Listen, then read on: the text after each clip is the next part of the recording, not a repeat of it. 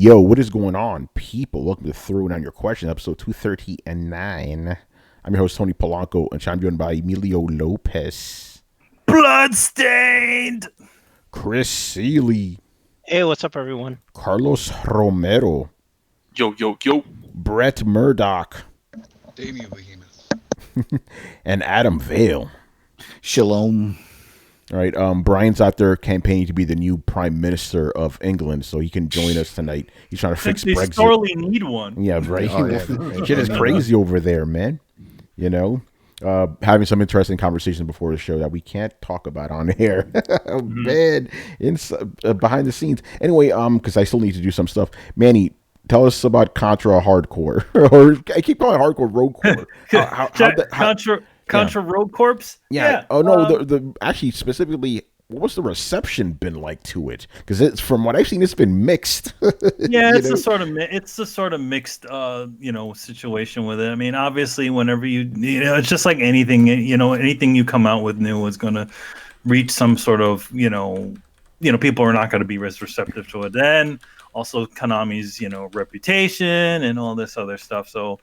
It's going to be a hard room, but they seem to be invested in it, and so there are some people that actually got to play it that seem to really enjoy it. So, it's going to be difficult regardless, But I have to feel like we'll see what happens, and that's pretty much it. I'm glad that there's people glad that people are interested in it, and people have opinions about it, but we'll see how it does. I don't have any delusions as to thinking that this, what I'm working on is the greatest thing on the planet. You never know.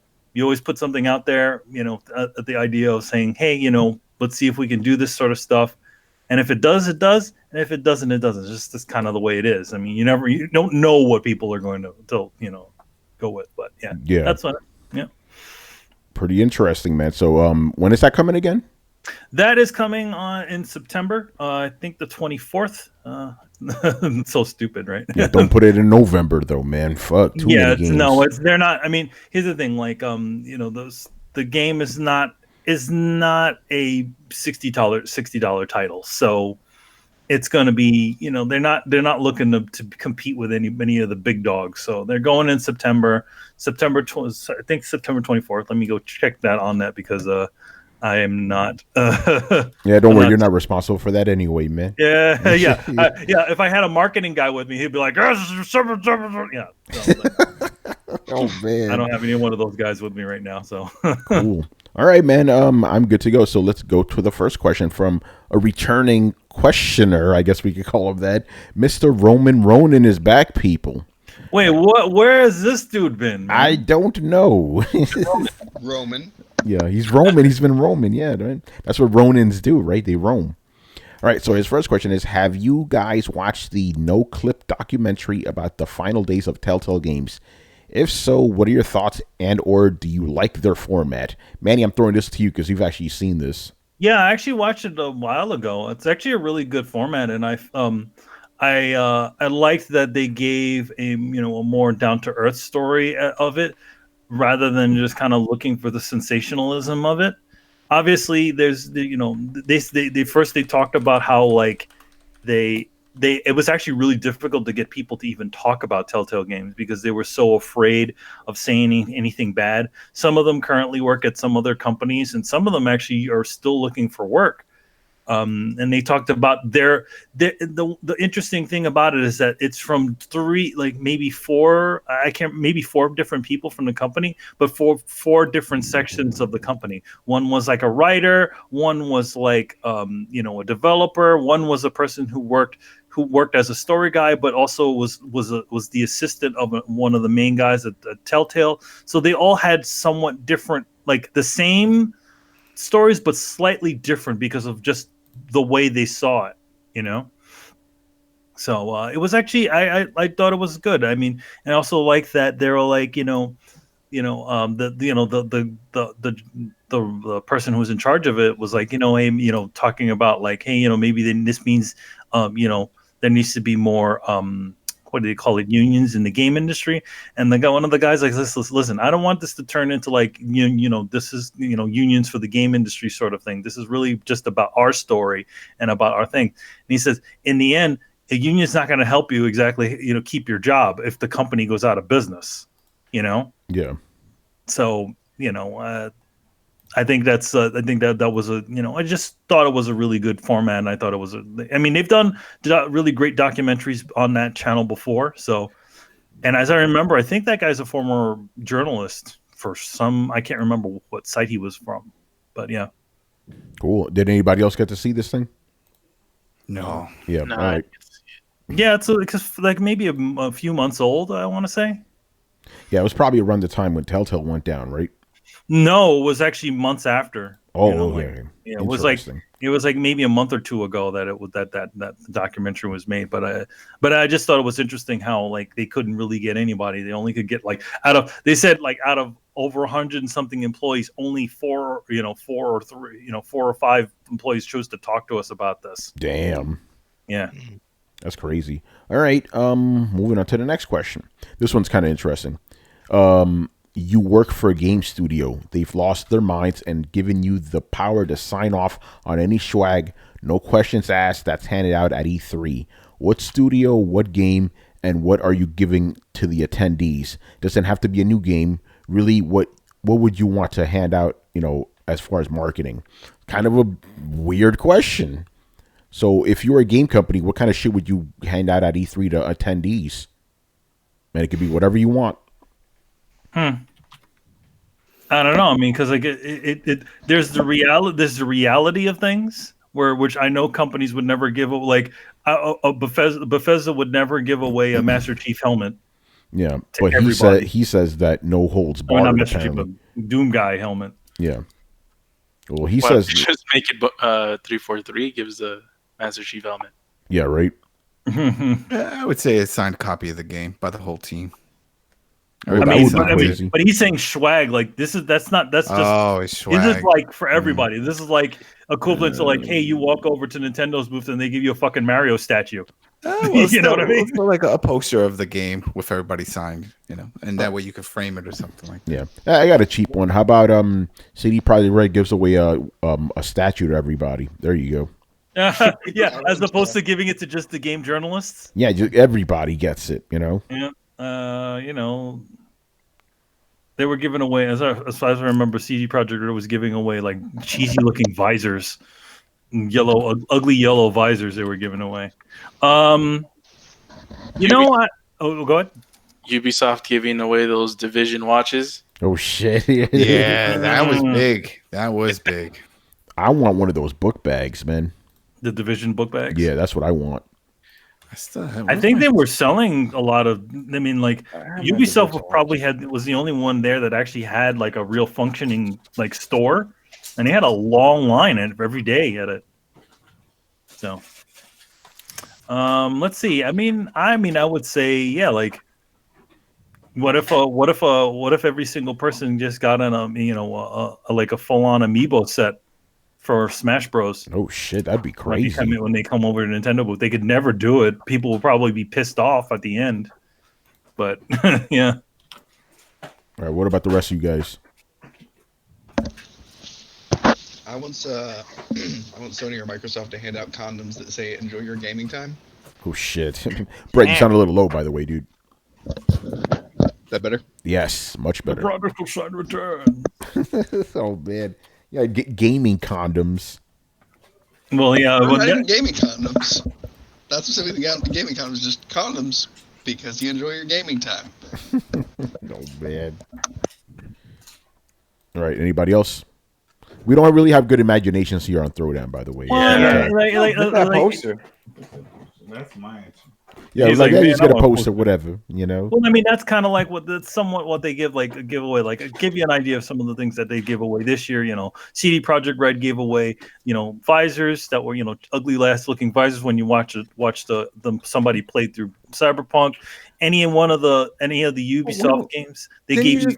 Huh? I heard the Cyberpunk people got a jacket. That is only journalists. Everybody else who got to see it, this was the show. There's two, like the one thing you got to understand, there are two different worlds in E3 now. There's show floor and then there's private meetings. And private meetings, everybody this year got a Cyberpunk jacket. last year they got a cyberpunk like statue. So this year they the jacket was what they got, which by the way, Daniel Pena proved that it actually fades when you wash it.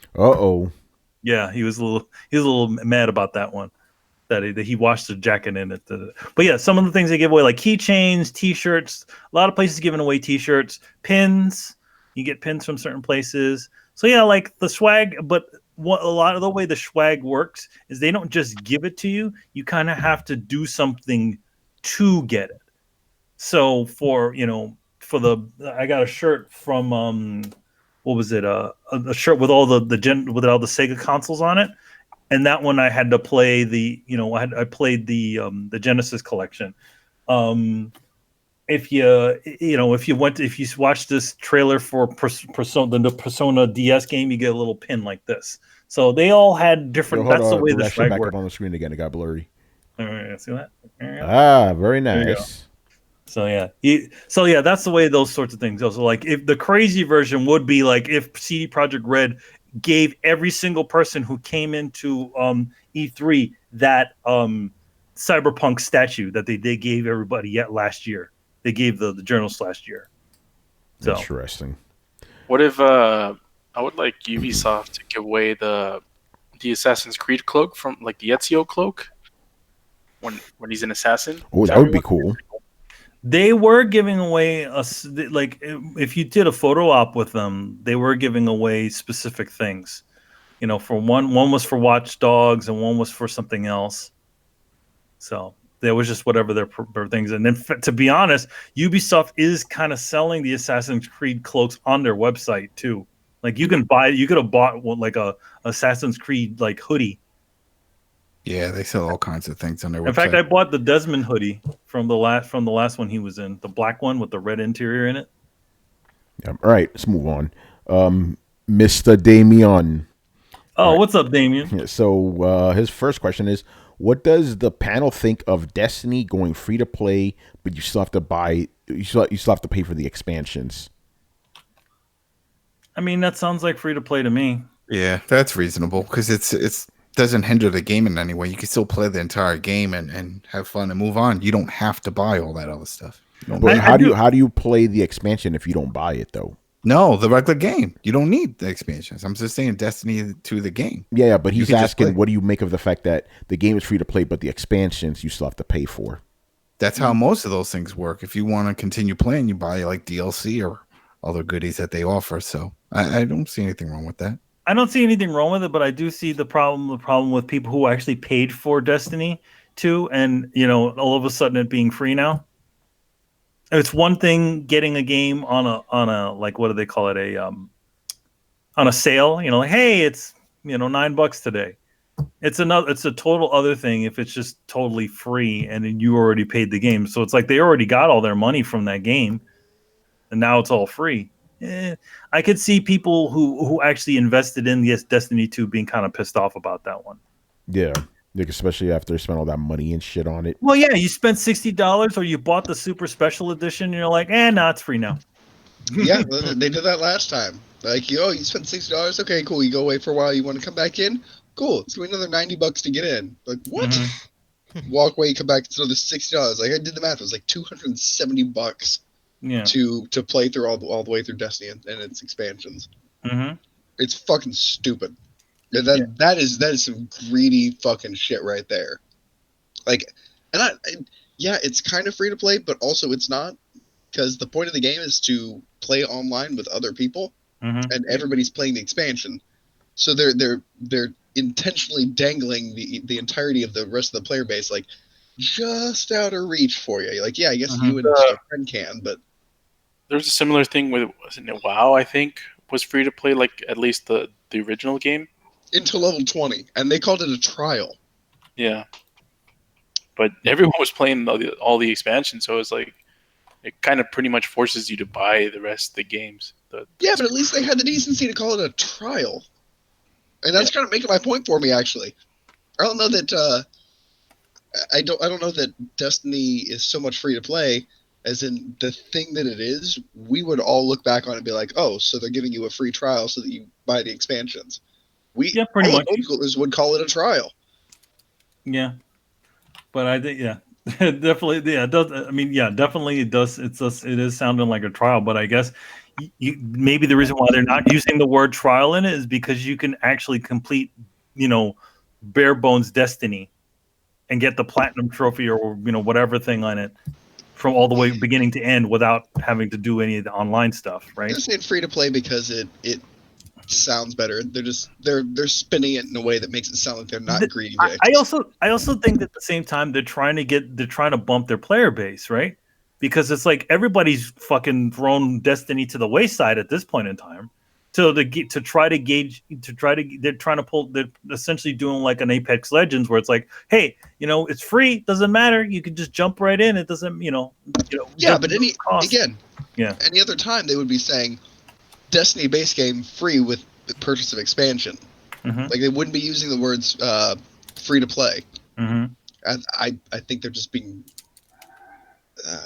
like I said, greedy. Like I'm very disappointed with Destiny. They constantly somehow disappoint me, even though I expect very, very little from it. I just want to remind you guys, I was on this train since day one, man. I was on the Destiny's bullshit since day zero. Ever since I played that beta, man. I didn't even play the game. No, I was like, this looks like. I played that demo. I'm like, I knew what the grind was. I'm like, fuck, I don't want this, man. I don't want this. Boy, and that hype from Activision turned me off, man. Mm. What happened to the 10-year plan? Yeah. Well, that was for the first game. That was for the first game. They're like, 10-year plan. No, we're not doing that. Hey, Chris. That's what happens when you try to. Okay. Yep. This is the 10-year plan. Yeah, the 10-year plan. All part of the 10-year plan. Open your wallet. That was a 10-year plan. Yeah, that was a 10-year plan that they had with Activision. Free to play wasn't even a thing back when they started. That's crazy. Yeah. I mean, it's like, man, I guess how the mighty have fallen is the correct term for this, because this game was supposed to be like the next big thing.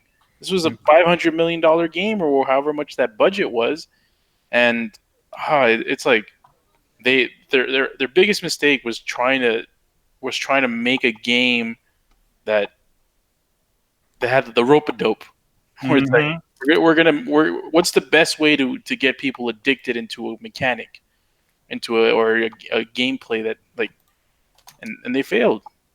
Instead of trying to create a good narrative with a good realized world with story and stuff and good good multiplayer game types, they wanted to do the pseudo MMO route, and that was on. Say it wasn't an MMO. It's not an MMO. What are you talking about?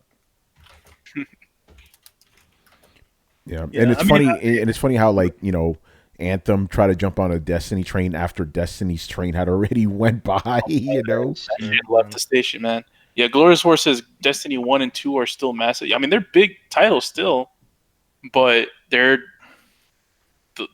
are people, like Manny said, are people still playing this shit? I'm sure there's people still playing it, but at the same time, I don't think it's enough to keep those guys afloat. Why make it free to play? Exactly. If you don't think that, if nobody's actually doing it, like I definitely think that the numbers are so low at this point in time. They want to get everybody in there, so that's why they said, okay, we'll take the hit on the actual game because that was literally paid for by everybody. So then we'll try to get more money out of the other stuff.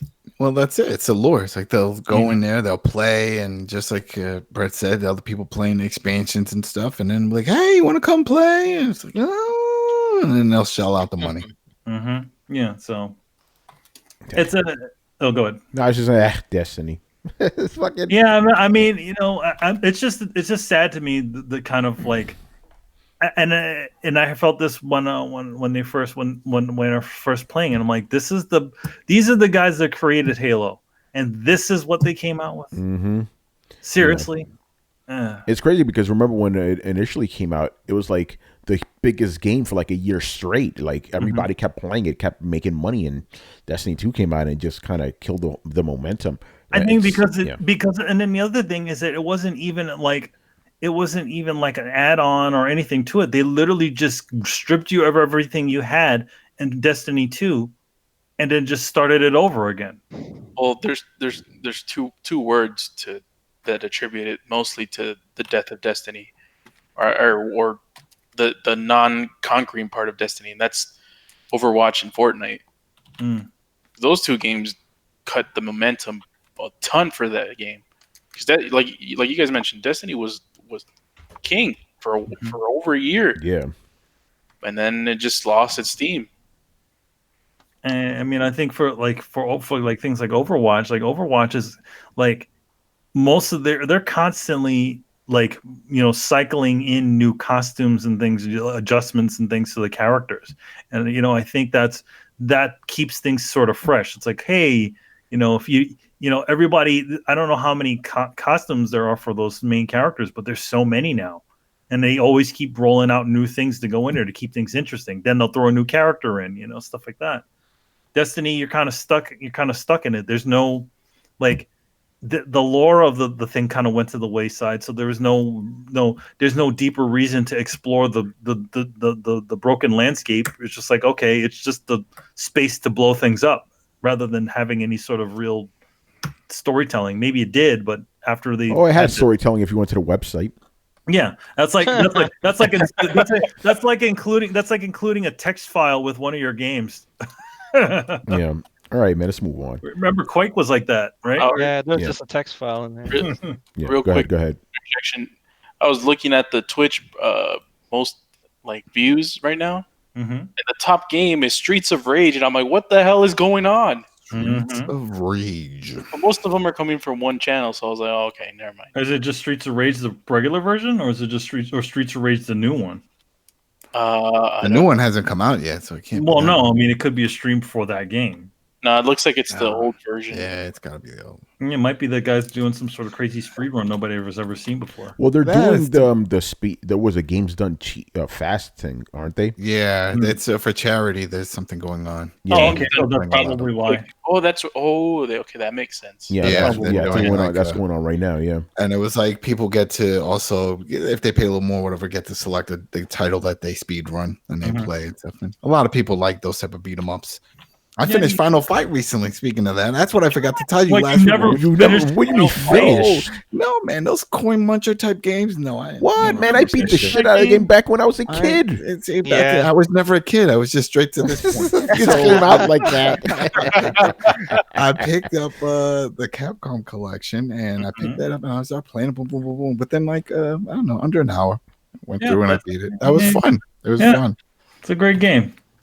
I streamed Final Fight on a like a year ago or two. Like I beat the whole game in 30 minutes. The Final Fight collection came out, right? I beat without continues. No, of course there was continues, bro. See, exactly. That's what I'm saying. I was like, but in arcade, I remember putting in a lot of money. But like, yo, this is pointless. I'm not. No, but even on Super Nintendo, where you did have continues. No, you what? Man, it just said what? You finished it in arcade? Yeah, I finished it in the arcade. Can you remember how much it cost? And were you playing by yourself? About $325. Well, no, I mean, because here's the thing. Like back in the day, there used to be a really cheap arcade near us in Chris knows in Linden Place, right across the from Pathmark.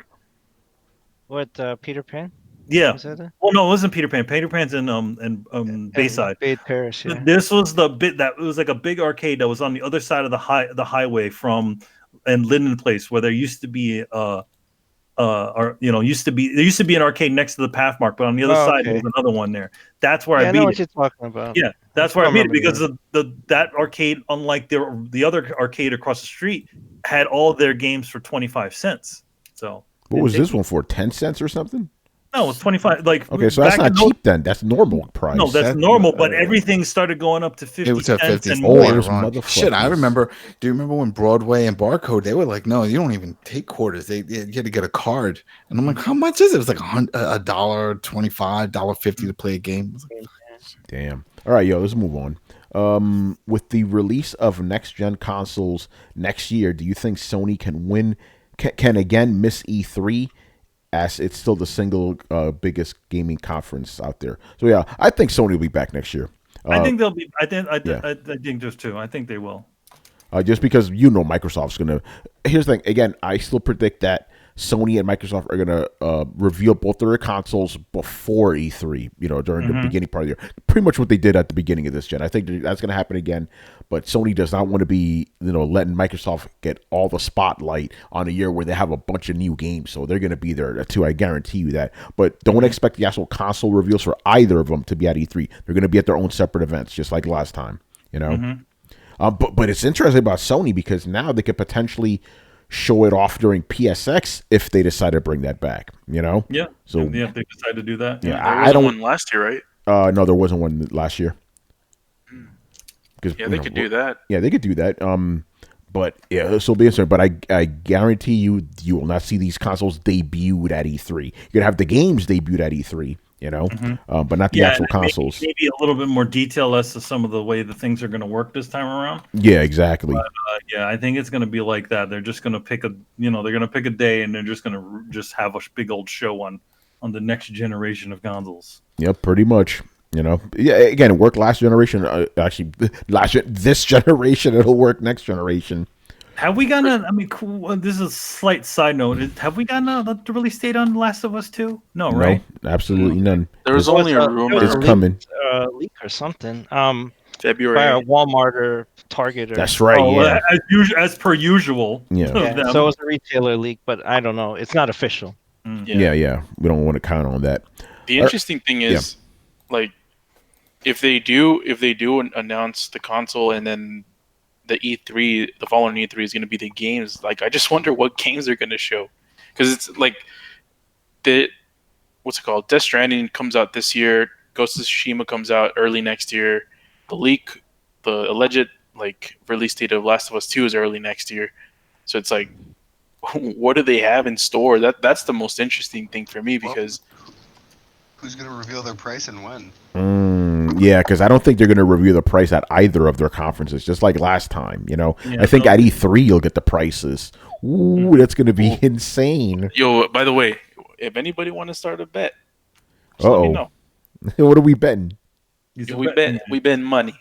No, what are we betting on though? Like console price? The console price, yeah. I selected 500. Remember, we got to going on already. Yeah, like I said, I agree with you guys. It's going to be 500. I just think that's a horrible idea. Adam, I disagree with you. You want to make a bet?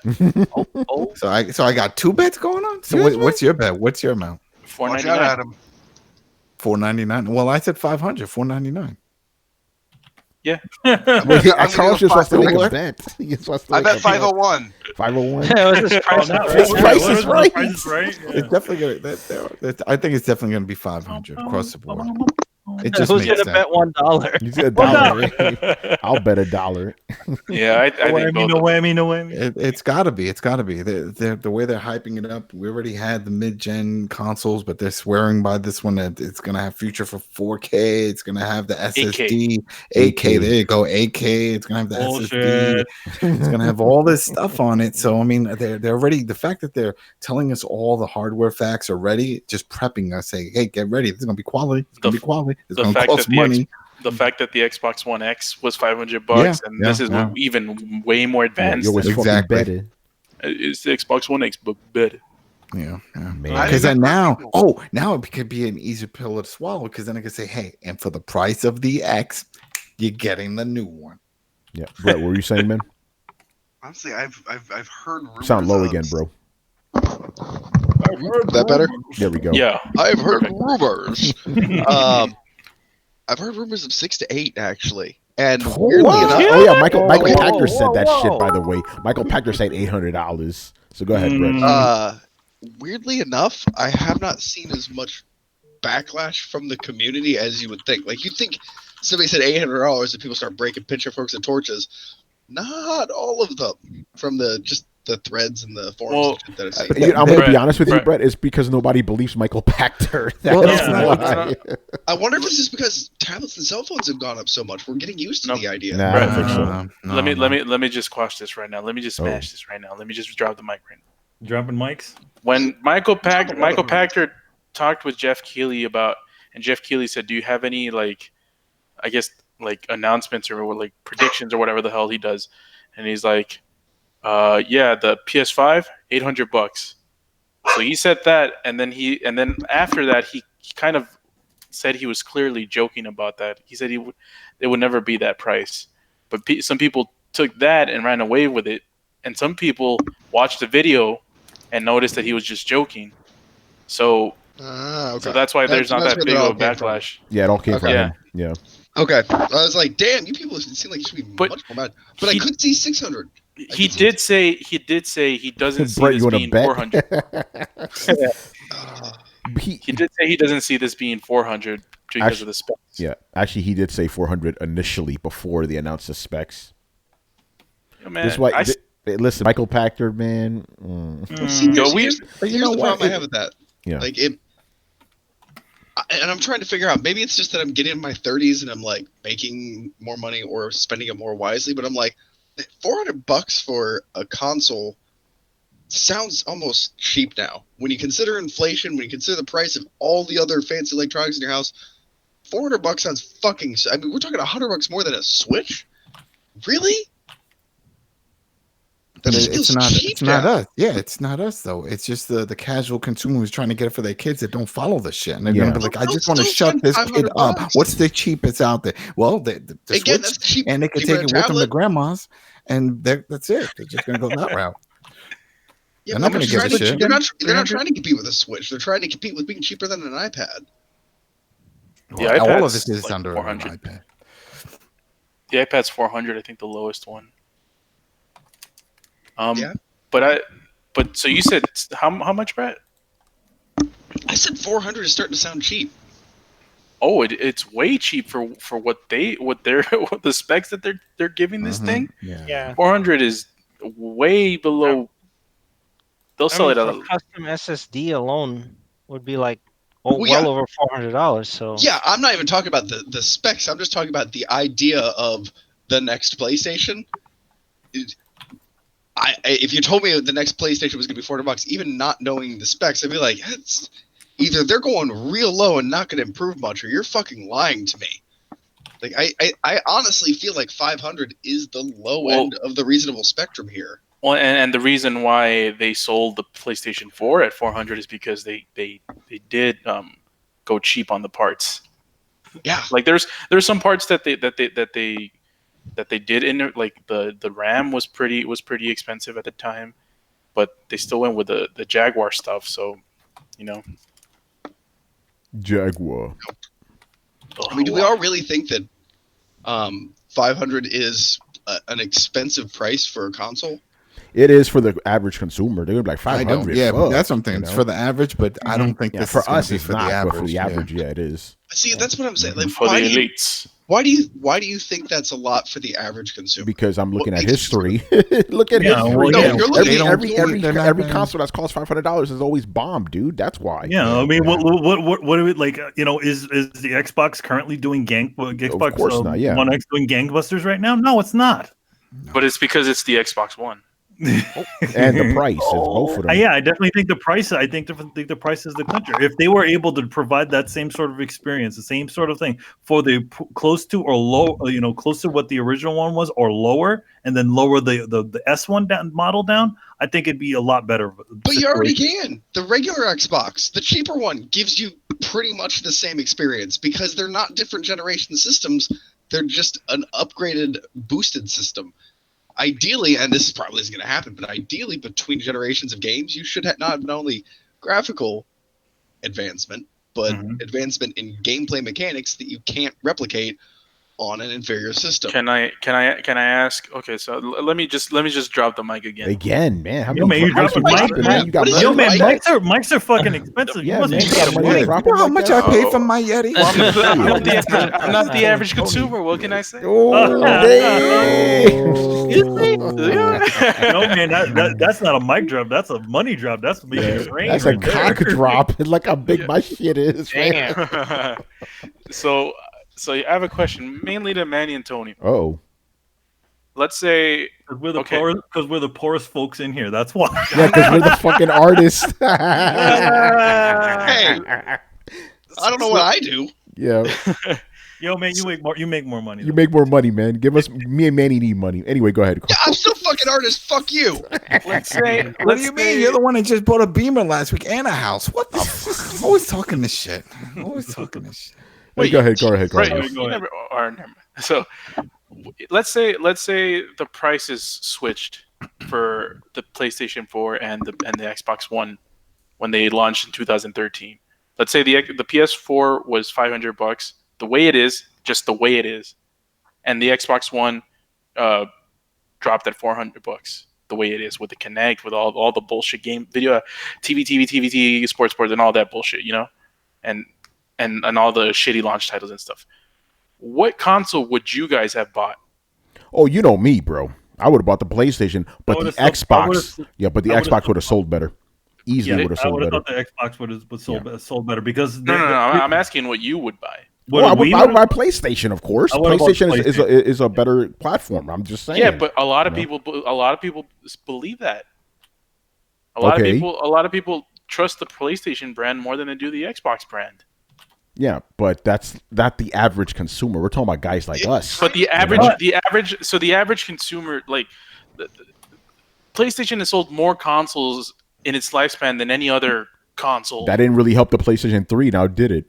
It did. In the beginning, it didn't. The Xbox. Yeah, eventually, but in the beginning, it was beginning. too much fucking money. Right? That's why nobody bought it. But that's the beginning.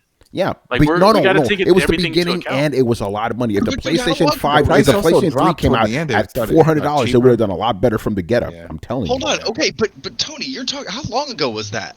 How many years ago was that? That's irrelevant. Two generations. No, you're talking two generations ago, and you're talking two. Okay, like somebody do the math on this because I'm smoking a cigarette right now.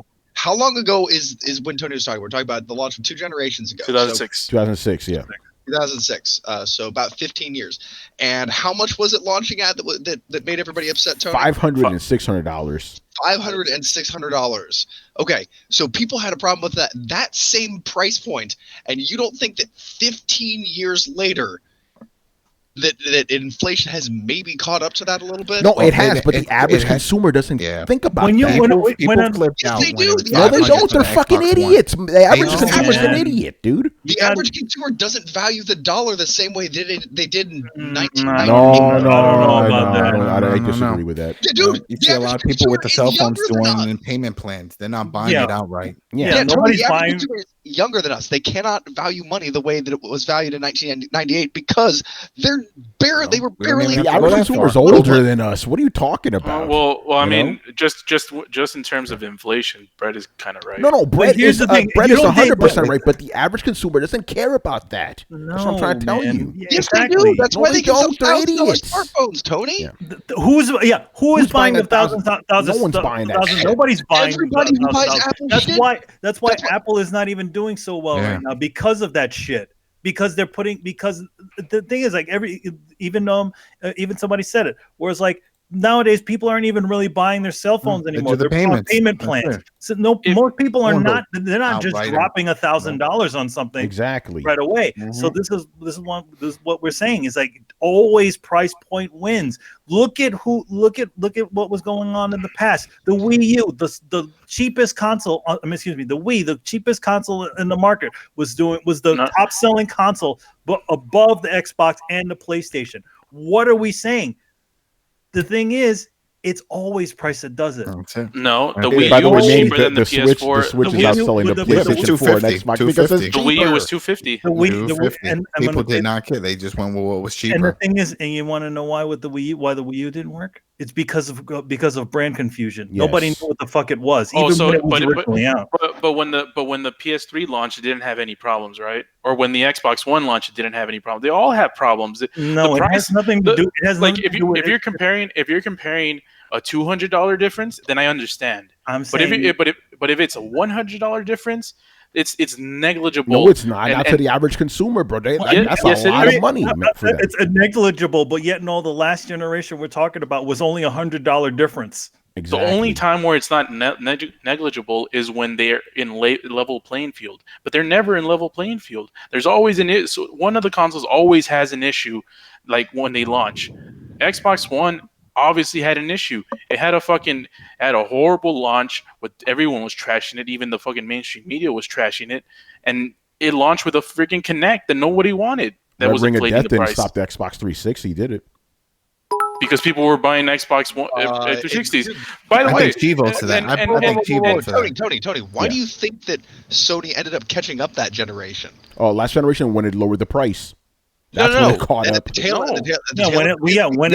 lowered the price. As soon as they dropped that shit to 400, no, because they started releasing games. Well, it was the price, man. That's when people started buying them. You know, PlayStation 3 did not have a great game until. It's always about the price in the end, bro. Even now, look at Switch. It's outselling both PS4 and Xbox One because it's fucking cheap. It's the cheapest console out there. It's always about price, man. Go with cheap.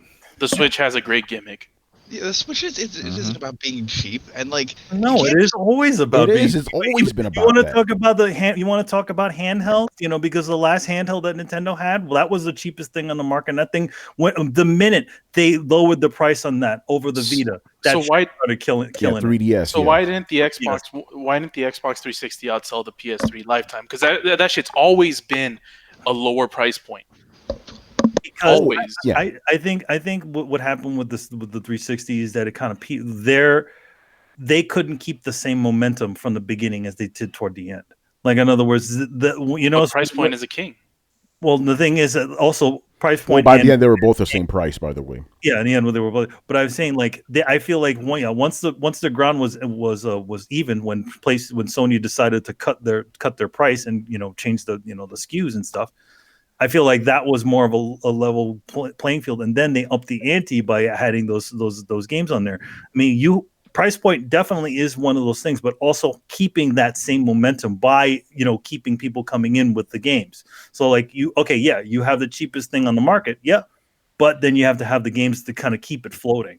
And I think Xbox 360 always had the games. Did it? Yeah. Did it? That's up for debate, That's a bit. We can debate. Debatable, but we still got more questions here. As far as having, let us fight. Yes, let us fight. You're like, let's throw down. Let's throw down. Let's go. Throw down. What I'm saying, like it's the manga god. I just think that like. For regular regular Joe Schmo goes out there, and I'm not talking about us, gamers who've been in this thing for all years. I'm talking about people with kids. I'm talking about middle class families. I'm talking about that. And I think when people look at that price, they're gonna say, "Nah, I think I'm gonna hold out until there's enough reasons for me to get it like that," or they'll just be like, I think I'm gonna I'm not gonna buy this right now. That's exactly my thought process when it came to every single console. I never bought a console day in. I had to. There had to be enough for me to get it. Number one, the games, and then number two, the price point. And once the price point on the PlayStation, the PlayStation 3 dropped down to a manageable thing, was about $400. I was like, all right, this is the time for me to pull the trigger. This will be my last point. Parents don't buy their kids consoles because they want to buy their kids consoles. Parents buy little Timmy consoles because little Timmy keeps bitching the whole fucking week about I want a console, I want a console, I want a console. They're more driven towards the kids and what they want more than anything, especially this generation where you guys always complain about. But as soon as mom sees that price, she told him as a parent, as the only parent here, I'm gonna have to say, yo, man, I have a couple of kids. No, yeah, sure you do. It's all about redirects. It's all about redirects. That's what we do. Yeah, of course, my kid wants this and that, but then I point her attention to something else that's just as good and less, and she falls for it. She's like, yeah, okay, let's work with that. So that's what it comes down to. Adam, you are a hardcore gamer to the nth degree. Most parents aren't. Yeah, the average consumer isn't. And they won't pay that type.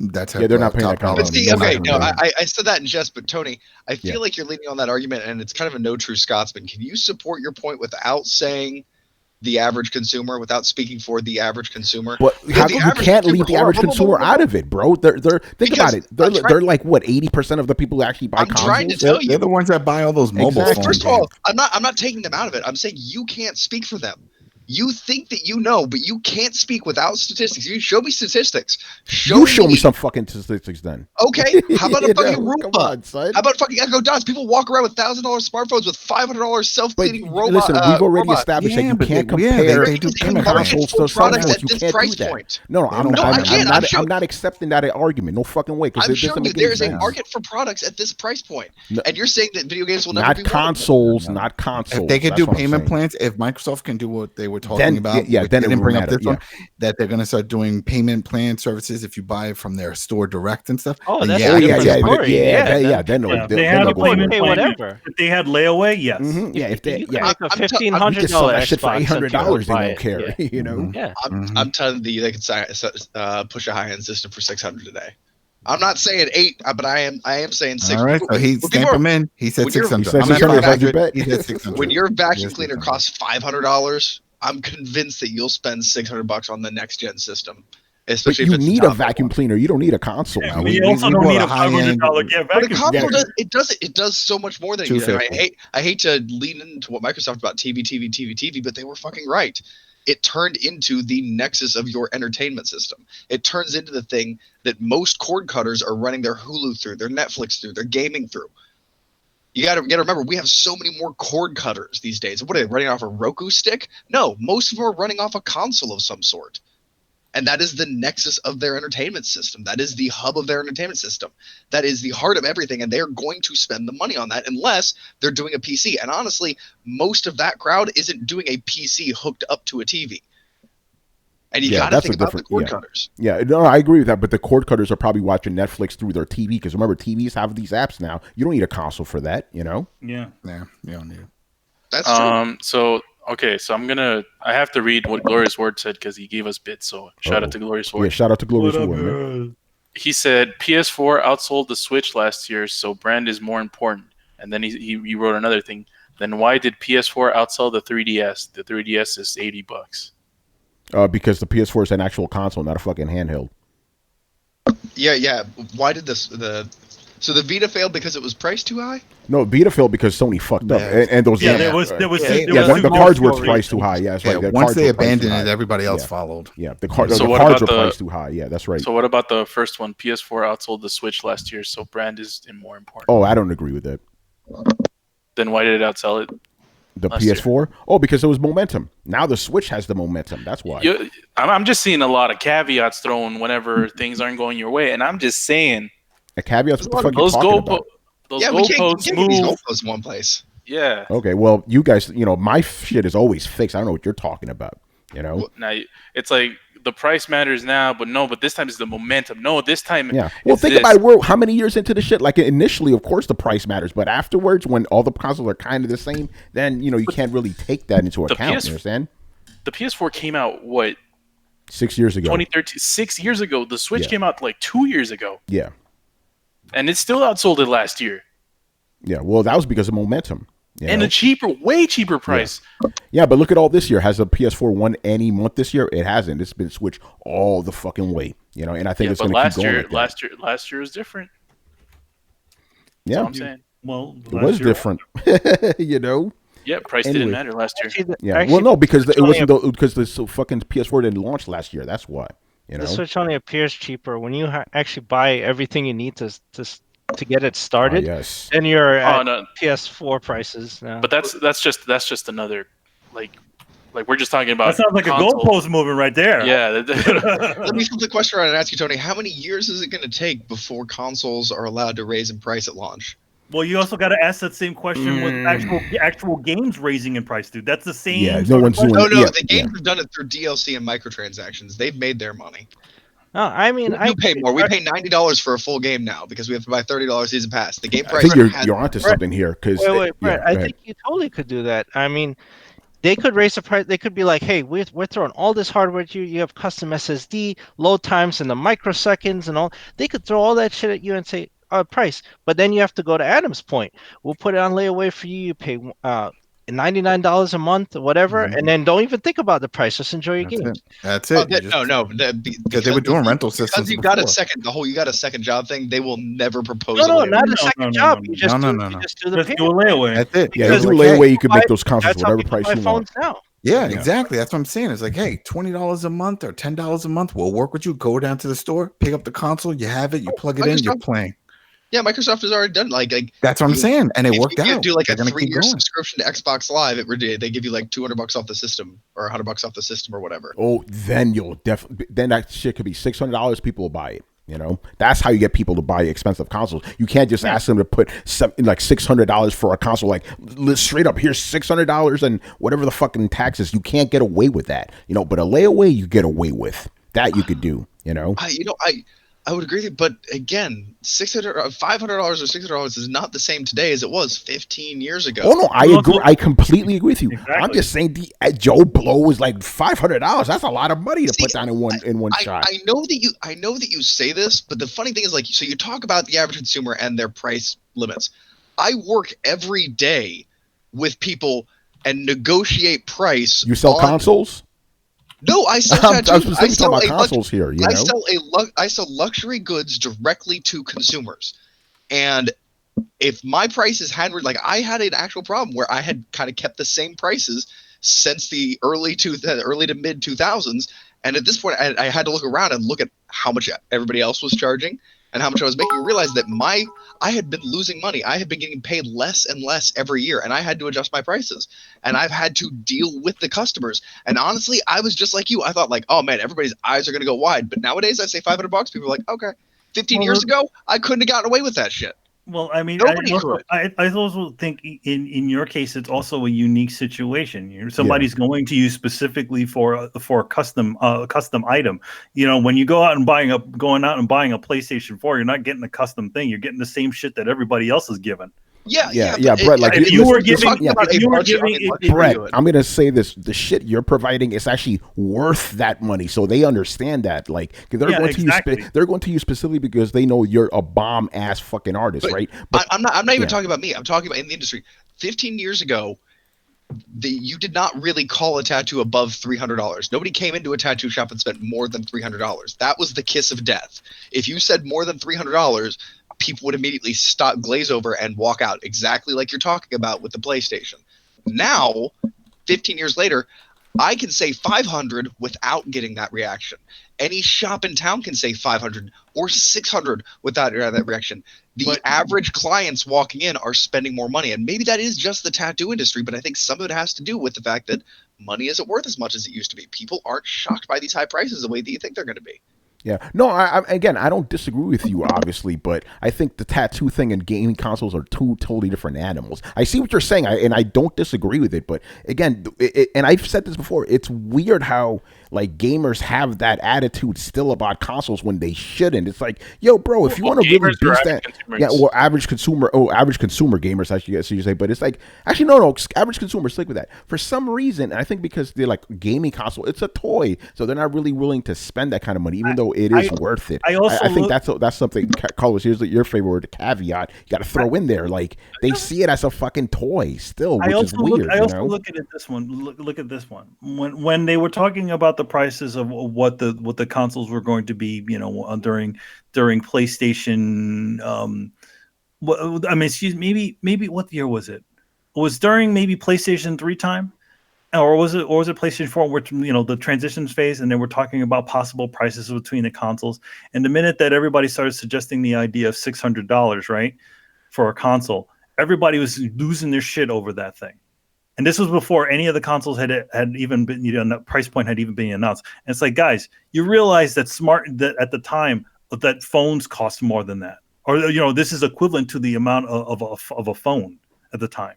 And people were complaining. Yes. No, not $500 phones. $600 was cheaper than an actual phone. People were complaining about the prices. No, it wasn't. Yeah, they were. 2006, the iPhone wasn't even out yet. No, he's talking. Well, he's right about that. iPhone came out 2008 or so. I think it was the next batch of consoles, but I know that people were complaining about this was PlayStation 4 time or PlayStation, but before the thing, and they were seeing the prices, and it's like everybody's complaining about the price and saying, but you realize like your cell phone at that time cost way more than a PlayStation or an Xbox at the time, but people were so pissed off about the console being that in that 600 price point, right? Yeah. Yeah, because So again, average feel- consumers see it as a toy. That's why, I But there think will have to come a point where they're going to be like, yeah, 500 is pretty reasonable. We know it is. We think actually $500 is kind of cheap. What we should be paying for, whatever the new consoles are going to be. We know that's actually cheap, but they're like, it's $500 toy. I'm not buying that for my kid. And honestly, to be honest, like at the hardcore anyways. What happened, Carlos? Most of the initial sales are going to be the hardcore. Oh yeah, it's gonna be guys like us buying that shit. Like everybody day one sales are going to be the guys that are going to be like, hey, I need to have this day and date. Everybody else, I think the carryover will be everybody else who decides to pick it up later on, depending on what it has. I've never bought a console day and date. There's never been any console that I've ever bought day and date, just because of the plain factors, this price point. And it's always the games. And if it doesn't have it, those sorts of things, I'm not interested at the time. See, I never understood the game argument. Price point, sure, I get, but the game argument I never understood because. What you want to have a $500 brick that doesn't have anything you want to play? I wasn't gonna buy a fucking PlayStation 4 for stupid Killzone or Knack. Come on, man. Okay, so I bought it at launch, and I paid the same price that you paid. What did I miss out on, or what did I get wrong by having that console? Like, yeah, sometimes it sat there unused, but I got to play Black Flag on the PS4 instead of the PS3. I got to play a lot of games upgraded. So yeah, I'm not saying that the games justify it. I'm just saying I don't understand when you're going to spend the money on it anyway. So even if you only get like one game, I don't know how money is with you, but with me, I'm not in the business of throwing out $500 or $400 on something I'm not going to actually be playing. Well, honestly, it may be the way, because of the way money works for me. Like it's feast or famine. Like the way that it works is, if you have a big bump and like I do, like work on 3 full sleeves all week and fucking like bank out, and do that, and then at the end of the month I'm like, shit, I got like a little extra money. Like, yeah, I might say I'm gonna spend this on a PlayStation because I know I'm just gonna buy a PlayStation anyway. Like, why would I wait? Like, well, yeah, I mean, you obviously had the money at the time. I'll save for it. Yeah, I'll save for it because I know I have to eventually save for it. Yeah. So why not now? For me, I just I don't do that sort of stuff where I just throw it down there unless I plan to use it at the time, or if there's enough reasons for me to get it. That's just the way I've been. Like, why have something sit there collecting dust? Then just be like, okay, you know what? I'm going to wait until something happens and maybe I'll get a good deal out of it later. And I did. I got a pretty decent deal on it. So that's when I bought it. So, okay. So you wait for the price drop. And yeah, that's what I understand. Yeah, I usually wait for like price drops or, a couple of other things. And then again, can I get it? Does it have a couple of games I can play?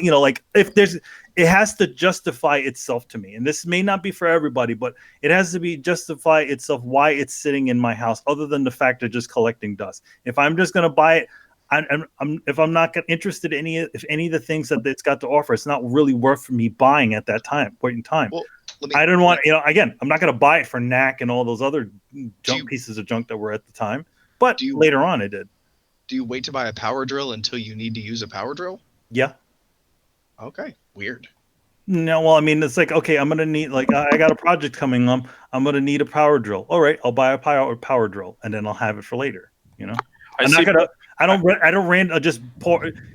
not going to go pouring out money on something on the potential of me using it. There has to be an initial use for me to get it in the first place, and then I'll have it, then I'll have it for the future. But I'm not going to just be like, hey, I should have a power drill. It'd be like, oh, I need a power drill for that. Yeah. All right, we got to move on because we still got a bunch of questions. Man, there's questions. Yeah, good chat though. All right, Black Metal Gamer. So his first question is, what games did you finish despite them being broken or bug filled? Oh, that's a good question. But I got a couple. I got to do a main one. Fallout 3, buggiest fucking game I ever played in my life, but I still powered through and I got the platinum. But that game was a horror game because I was like, is this shit gonna crash on me now? Just opening the door, I'm like, oh fuck, better save because it's gonna crash. And they usually crash. Vegas? Huh? Did you not play New Vegas? No, I did not play New Vegas because of the horrible experience I had with Fallout 3. I'm like, fuck Bethesda, I'm never playing these games again. But I was convinced, like, Tony, at least try Fallout 4 on next gen. But that gen, that was the only game I played by Bethesda. I'm like, this company sucks. Not gonna play any more of their games. Bethesda. Well, it was I forgot what the fuck their name was. But I heard that game was even more bug filled than Fallout 3. That's kind of my point. Like, Jesus. so when somebody else gets the game, they're even worse at it than Bethesda is. Yeah, that's bad, dude. And then, but the first game I remember playing that had a ton of bugs, but I finished anyway, was Blood Omen 2, right? That, the story was awesome, but the game was fucking broken. I'm like, damn, what the hell happened? But I powered through it because I liked the story, you know? But yeah, those two are my main ones. I'm like, yo, this is fucking janky, but I still powered through. Chris, what about you? Can't really think of one. Come back to me. All right, Manny, you good or you want me to come back to you? Oh no, I'm good. Okay. What was it? Oh, shoot, it was on the tip of my tongue again. The last Assassin's Creed with Ezio in it. Was that Assassin's Creed Revelations? Revelations. Oh my god, that game was. I mean, I think we talked about this back in the day when Throwdown was still, old school Throwdown. But yeah, that game, for some reason, that game was the buggiest piece of shit I've ever played. It froze every single second, freezes, crashes, everything you could possibly do. That caved place, what was it? You remember that area? That was the worst. Like, oh man, it was just horrible. But it was a horrible experience. But I still continued to play it because I liked those Ezio games, like all those, Assassin's Creed Revelations. What was it, the two other ones? Brotherhood, and then 2. The Brotherhood. Yeah, and 2. I liked all those games, but man, that last one, whoa. Yeah, go ahead, Carlos. Speaking of Telltale, The Wolf Among Us. I played that shit on the Vita. That shit was buggy as hell, man. Yo, Telltale games in general, bro. Yeah, those things were always pretty damn buggy. Like, even when they said they fixed the engine or did something new, it's like, man, I don't see nothing. That game keeps freezing and doing all kinds of weird shit. And it just seems like those types of games should be the ones that don't do this. Mm-hmm. Like, there's not a lot of gameplay. You just move to one spot, press X, get a freaking cutscene or something. Yo, I remember what's going on. Where's this failing? Yeah, I remember it was the E3 where me, Manny, and Chris went, right? Okay, we saw Batman, right? But here's the thing. I was not at the appointment Chris went to. I was at a different one. And the game crashed on both of us during 2 different appointments.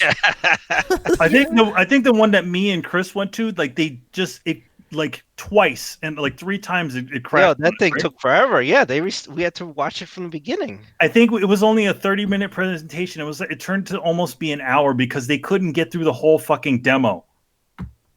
Jeez. Ugh. All right, go ahead, Brett. I didn't have anything to say. Oh, Fallout New Vegas. That's yours, right? Oh yeah, well no, just that it's funny that when you handed the engine off to somebody other than Bethesda, like they did even worse than on it. Damn. Well, that's because they were using that shitty ass engine of theirs. Yeah, I'm telling you, Outer Worlds, we will see. We'll see. Yes, we'll see. Yeah, go ahead, Adam. Assassin's Creed Unity. That was so bad. I was hyped for it. That was gonna have co-op. I was like, this is gonna be great. And instantly, right off the bat, like the first mission, I'm running out to go tackle a guy. I'm pressing the B button. It was over on Xbox. Wasn't doing anything. I was pressing all the buttons. I'm bumping into the guy. Couldn't grab him. Then eventually they fixed that. And then I was falling through different doors and different areas. I would jump from a building and then go right through the map. I'm walking around in the crowd. I'm getting stuck. It was so fucked up. It was a hard. And you still finished? And you still finished it? No, Adam. That question is hard. But I don't like it. I don't like the ending of that question. It has to do with you don't like the ending of the question. No, that's the whole point.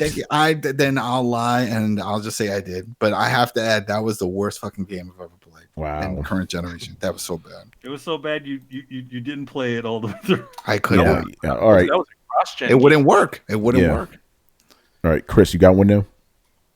Actually, the last game that I played through, but that had a ton of issues, was Fallout 4. Actually, I would have all sorts of issues. I remember I would see people floating in the air, and then there would be times when enemies attack me, and I go into VATS to zoom, and then it would my scope would clear, and then I would look, and I'm up in the air like, and just I would just crash into the ground. So Wow. somehow I shot into the sky trying to aim at someone and fell down. That happened to me a couple of times, and I would glitch through the map. Like I had all sorts of issues with that game, but I still finished it. Really? None of you guys are gonna mention Burnout or Red Dead? Well, No. Red Dead Redemption had weird errors, but it wasn't like broken. Yeah, it wasn't Cody's broken. horse kept catching on fire. What happened? What? Your horse kept catching My on fire. my every time horse you ran never around. caught fire once. That What are was you talking if you- about? You're talking. That was that There was one one area. road that did. Yeah, There was no, that one never happened to road. me at all. That never happened to me. Never Yeah. went Oh, down. Yeah, I never had that. I never had any, Oh, and I never had I any. thought that was Tony. No, hell no, no. Not Like that like game it was ran just- well for me Yeah. at all. Like I saw the fire horse specifically. I saw videos of it, but it never happened to me. I never had any big bug breaking things happen to me in that game. I got the fire horse. The game crashed constantly. I'm like, Damn, what is the game didn't like what you. is going on? The game didn't like you, bro. No. It ran fine for me, you know. Dude, Yeah. did Burnout run fine for you? Oh yeah, Remember that thing perfectly. ran- That thing also ran- worked. You were on there with me. Like you've seen these things happen. It Oh, was yeah. so broken I couldn't play it. Yeah. No, I remember that. I remember we did a stream with Red Dead. You had to stop fucking playing because it was so fucked up for you. But on my end, it was fine, you know. My single player game too was all buggy. That's crazy, man. Oh, by I the mean, way- here's a question. Yeah. Well, It's your it- PlayStation. Yeah, and well, it could be the PlayStation, but I mean, I don't think everybody in here who was playing it had has a Pro, right? I think it's only you, Adam. I don't have a Pro. he doesn't have No, a Pro. no, I'm saying, but then again, also Chris also has an old school PlayStation like I and you do, Brett. And he So, didn't have I any don't know. problems. I mean, I can't say I've played enough of Red Dead to have any issues. You know. Here's one that's more recent. And Manny, I'm asking you this specifically. How is Bloodstain running for you? The reason I ask is because I've been I've been on Twitter praising the game. People are like, "Oh, how could you like the game? It's so fucking buggy." I'm like, the game. Has I haven't had any issues with that game. Me either at all. I had And it crash once. I never even had that. Yeah, I was playing through the Galleon, and I didn't get to a save room yet. Game crashed. I had to start from the beginning. But that's the last issue I had with it. I haven't, like, what I had was like sometimes things would lag a little bit, like if I go to a room a little bit, or sometimes if I hit right before it's gonna shoot the stupid crystal into your body. Whenever you defeat an enemy, there's a little bit of a pause that freezes for a second, but it's never been anything horrible. Like I haven't heard anything, I haven't seen anything like game breakingly weird. Though I do notice a difference between the game before pre-patch and prior to patch. Like the game is they actually made finding treasure chests a little bit easier after the patch. You actually see them show up on your menu on your map when they didn't when I was originally playing. Yeah. All right. Mandy, did you go buggy game you finished? Yeah, it was Assassin's Creed Revelations. That's right. Yeah, and I know that I finished that one. I didn't have any issues. I didn't have any either, which is insane. Like I said, it's probably only me. I didn't either. Yeah, like that game for some reason was just the buggiest piece of shit I've ever played. Yeah. All right, man. Let's move on. And well, no, Castlevania Lords of Shadows did have some goofy bugs too. It was just a bad game, though. I'm immune to bugs because I play early access games. No, or maybe they're attracted to you because you play those games, man. No, I really honestly I don't mind. I can oversee them unless it is truly game. Not in Red Dead though, because that shit was game breaking. Like if I can't play the game, then I can't play the game. Like if I can't actually control my character and log in, then I can't play the game. Like pretty much anything short of that, I'm okay with. And to the point where I have trouble answering this question because the question is like, what games do you finish? It's like, well, a lot of games I play are like early access. So they don't necessarily have an end yet because it isn't designed yet. And so I play it for like 100 hours and I assume that that's the end qualifying. Yeah, I'm going to take that. Well, I mean, you also don't like complete a lot of games, do you? Because I know you tend to go like, hey, I'm done when I don't play games fully to completion. I play games to when I'm done. Yeah. And a lot of times that ends with like, I'll do as much side quest stuff as I want, and then I'll get bored at like 80%. I'll just rush the last 20% of storyline. Like that's how I was with with Far Cry. Like there was so much more I could have done, but I got to the point where I'm like, this shit's feeling repetitive. Storyline, finish it, game done. I don't platinum a lot of games because I'm kind of done when I'm done. And I'm also attracted to games that don't necessarily have a definitive ending. Like what is the ending to Skyrim? Is it the end of the main player, the single player game? Is it when you do all of the factions and do all those big quests to completion? Like I can't tell you.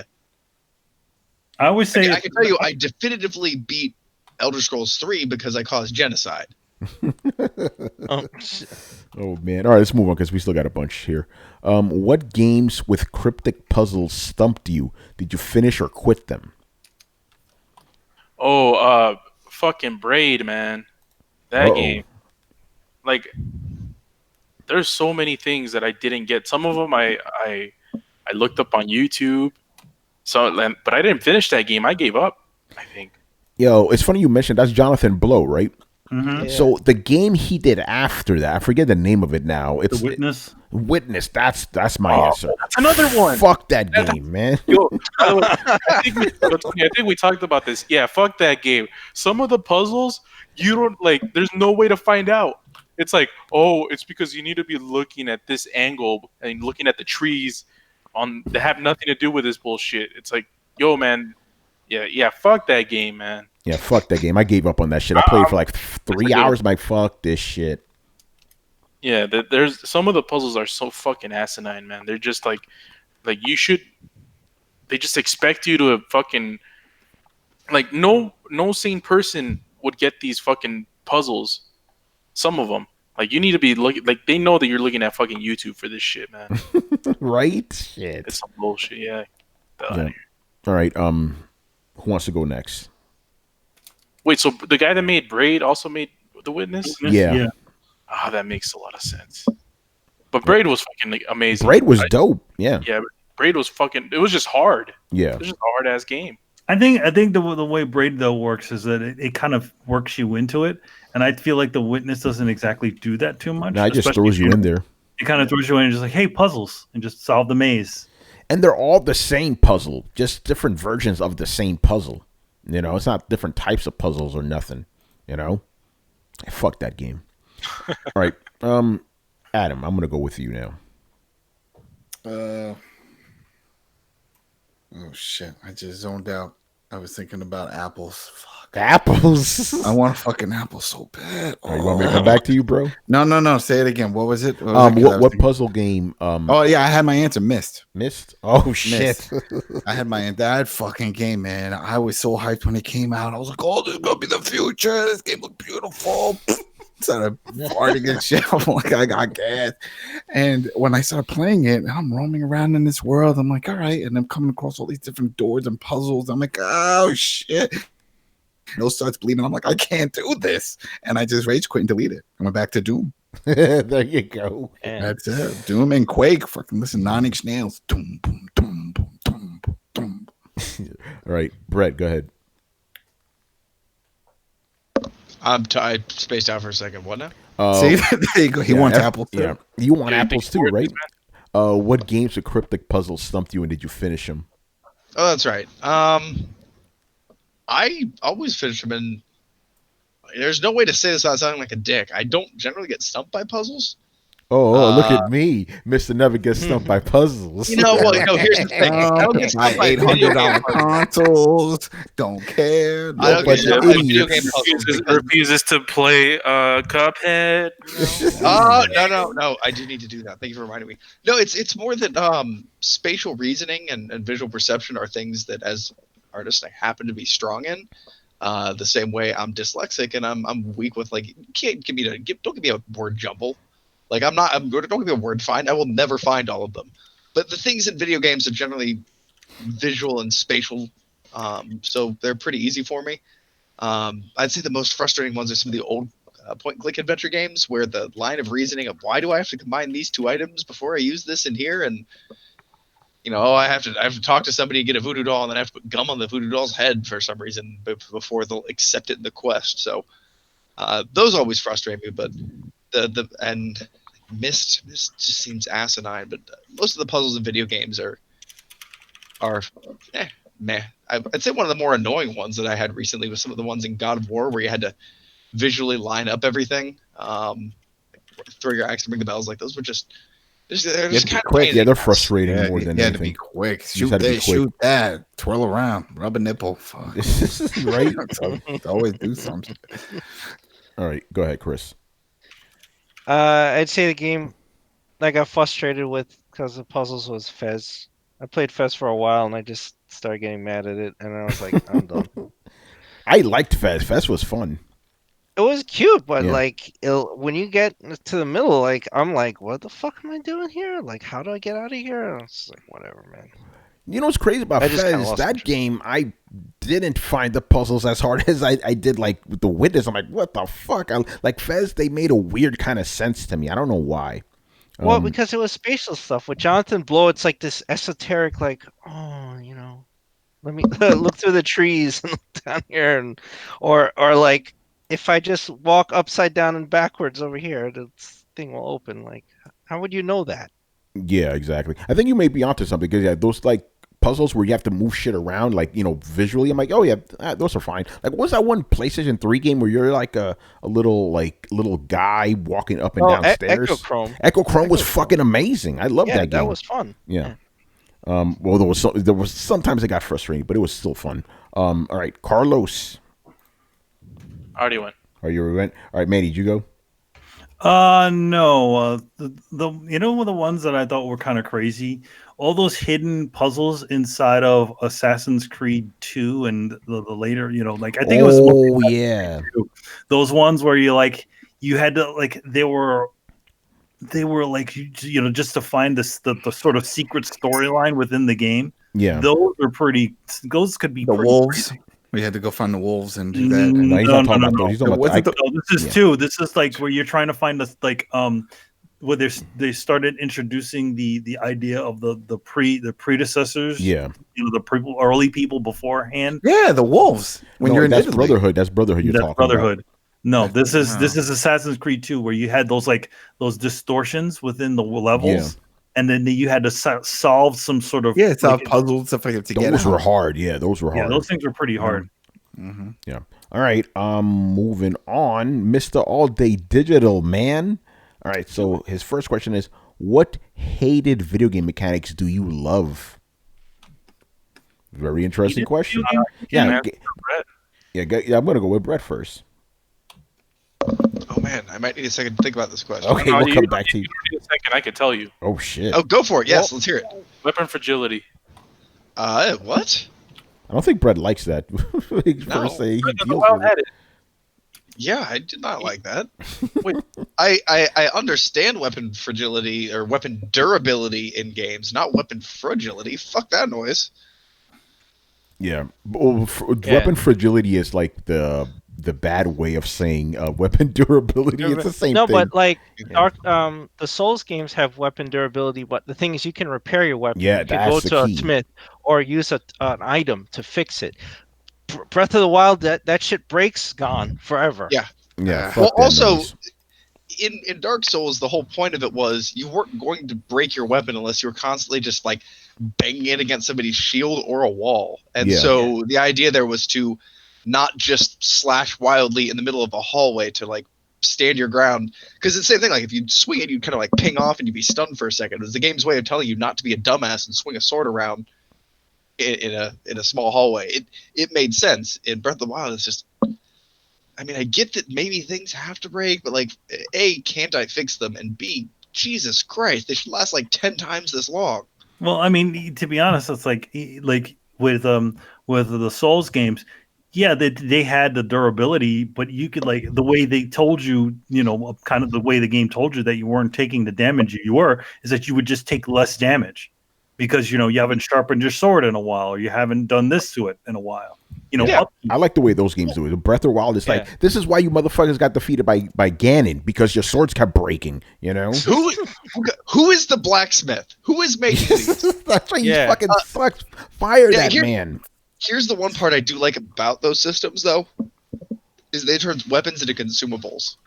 So all you would have to do to fix Breath of the Wild would be make the weapons last 10 times longer and be able to repair them. I want you to drop just as many because I want to be able to throw swords like Blood of the Eternal.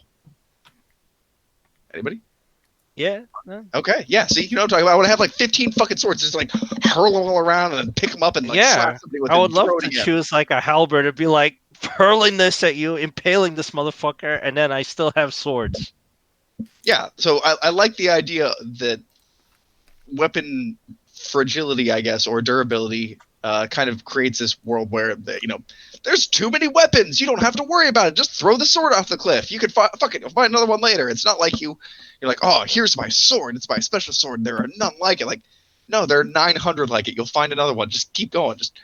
And if you don't have a weapon, just kick somebody in the dick and take theirs. I like that part of it, not the fragility part at all. You just bullshit. Fragility. Yeah. What about you, Manny? Are there any game mechanics that most people hate but you actually love? Well, most people nowadays don't like fucking turn-based. Slap all you fools upside the head. You're the reason why Final Fantasy is an action RPG as opposed to a normal RPG. Yeah, copy and paste my answer for that too. Yeah, I gotta add on to that. Also, I figured out mine really simple and quick. Survival mechanics, hunger, thirst. Oh, you like it? You do like it, yeah. Okay, yeah. And you also like encumbrance, right? Not so much. I don't like things. I don't think things. That's what attributes to the whole survival aspect. It helps and it doesn't bother me. My big thing though is it's not so much that I want to be pain in the ass way down. I want a reason to have to do what would otherwise be mundane stuff. If instead of going from here to my quest destination, if I go from there for my quest destination and I'm running out of supplies along the way, it forces me to make a detour somewhere, maybe into an abandoned town or a mine or into a thieves camp, or I don't fucking know. I have to make a detour to get the supplies that I need to keep going, which kind of blossoms into gameplay and a personalized narrative. Encumbrance doesn't really help with that all that much, other than I guess you can't stock up to the point where you'll never have to do that again. So that's the reason I like Hunger Thirst. Not because I'm like, oh, I love watching a hunger meter, but I love the idea of having to solve that problem. I like the idea of actually being a character and playing through and being like, damn, I'm in the middle of the woods, it's raining, I'm wet, I'm cold, and I have no goddamn food. I need to find shelter and food. It makes sense. Yeah. All right, Adam, you got one now? Yeah, mine's the tank controls. I like them. It's not too. It depends on the game. I liked it in Resident Evil. It worked. That whole aspect of like, wow, I can't really move in the directions that I want, but it helps because it adds to the gameplay. It adds to the whole fear factor because I can't do what I would really do in real life, which is just turn real quick and jump and run and slam a door behind me so the dog doesn't get me. But it was cool. He's got a bad back. Give him a break. There you go. You see? And I remember I had to play it recently. Well, not recent, maybe a year or two ago when I was going for the platinum in Grim Fandango. And one of in order to get the platinum one trophy, to play the game, play the entire game in tank control. And so I was like, all right, that's not too bad. I'm used to that. But a lot of people do not like tank control. Yeah, I know one guy who doesn't like him, Chris. We were just talking about this. Oh my god, yeah. Oh, I'm playing through Resident Evil, the first one, and it's like, Jesus Christ, get so frustrated. Didn't they adjust it like where you can actually play it with a normal control scheme too? You can, but here's the problem with that. It kind of makes the game worse because as soon as like the camera changes, your direction changes too. You need the tank controls in order to play them correctly, but tank controls suck. So it's like you can't win. Man. Hey, Chris, did you go, by the way? No, I didn't. I was trying to think of something that people hate that I enjoy. And there's not much. Like, I mean, the usual things that get people mad is like timed missions. I hate those. Escort missions. I hate those. Like, there's not. I've never really encountered a good one. Like Resident Evil 4's was like bearable, but all the other ones suck. I mean, shit. I can tell you. What? Difficulty. You're one of the only people that I know, and this is why I like gaming with you, Chris, that when something's really hard, Everyone else goes, oh, and you're like, all right, let's do this shit. Oh, that's true. I guess people hate really obnoxious difficulty, and I'm just like, yo, I just rub my hands like, yeah. Let's do it. Like, get frustrated later. I'll be like, I'll deal with that later. Like I deal with that stomach. I'll eat this ice cream now. I'll deal with that stomach ache later. I don't care. Yeah, except when it comes to Sekiro, right? Sekiro. No, I'm at the last guy, but that guy is an animal. Oh man, I heard about that guy. Yeah. Yeah, for me, because usually the hated things I hate as well. But so I'm just gonna steal Manny and Carlos's answer. Turn based. I love turn based, but motherfuckers hate it. It's interesting. And it's when it's done well, man. It's when it hits the lips, it's so good, man. Persona 5, man. Yo, just it's like one of those things. It's like one of those mechanics that makes you think. Yeah, that's what I'm saying, man. Because when it's like real life combat or whatever, all you gotta do is just whack shit until it dies. Is this all turn based? What do you mean? Well, because there's your classic party in a line. There's a timed one. So some mechanic decides your time, or there's like the XCOM type of turn-based. Oh, that's a good distinction. XCOM is strategy turn-based. Yeah. But there's a third one. There's also the ones that have the meter where you only have a select amount of time, so you have to select, so you can't really sit there and think about it. Oh yeah, active time battle. There you go. Yeah. But going back to the XCOM type stuff. I'll deal with it, but I'm not a big fan of it myself. Final Fantasy Tactics, that type of stuff. Yeah. I don't hate it though. I don't hate it. What were you gonna say, Brett? I've been surprised by that, but then if I sounded like I was about to say something, it was probably gonna be of course, because I love those games. Yeah. No, here's the thing with those, let's say you move a bunch of tiles to like your enemy and you hit them. It's like, oh, cool, I got a bunch of hits. Oh shit, now I'm up over here exposed, And I think what fucked me up for that was Valkyria Chronicles, because that was a strategy RPG, but you could still find cover in between turns. So I think that game kind of ruined me for other strategy RPGs, and also like in. When I play Final Fantasy Tactics, like one guy would move past my little guy and he'd just sit there. I'm like, yo, fucking hit him while he's moving. That's also from Valkyria Chronicles. If you have your character stationed one spot and the enemy moves past them, even if it's the enemy's turn, your character will shoot at them, You should really play Divinity, or probably just the new Baldur's Gate that's coming out, because that is called Attack of Opportunity. And most games that are based... A lot of these games are based off like D&D or tabletop rule sets, and Attack of Opportunity is a skill you have to learn. You don't have it by default. Okay, that's fine. That's fine. I'm guessing Final Fantasy Tactics doesn't have that, does it? I don't remember. It's honestly been a while since I've played Final Fantasy Tactics. But I would tell you, if you even kind of like those games, really, you should be playing the new Baldur's Gate. We should all put together a Throwdown group and play it. Baldur's Gate. Baldur's Gate is pretty much like it looks Diablo, right? Yeah. Oh yeah, if it's Diablo, I don't know about that, but no. It is nothing like Diablo. I was gonna say it's like over the head Dragon Age, right?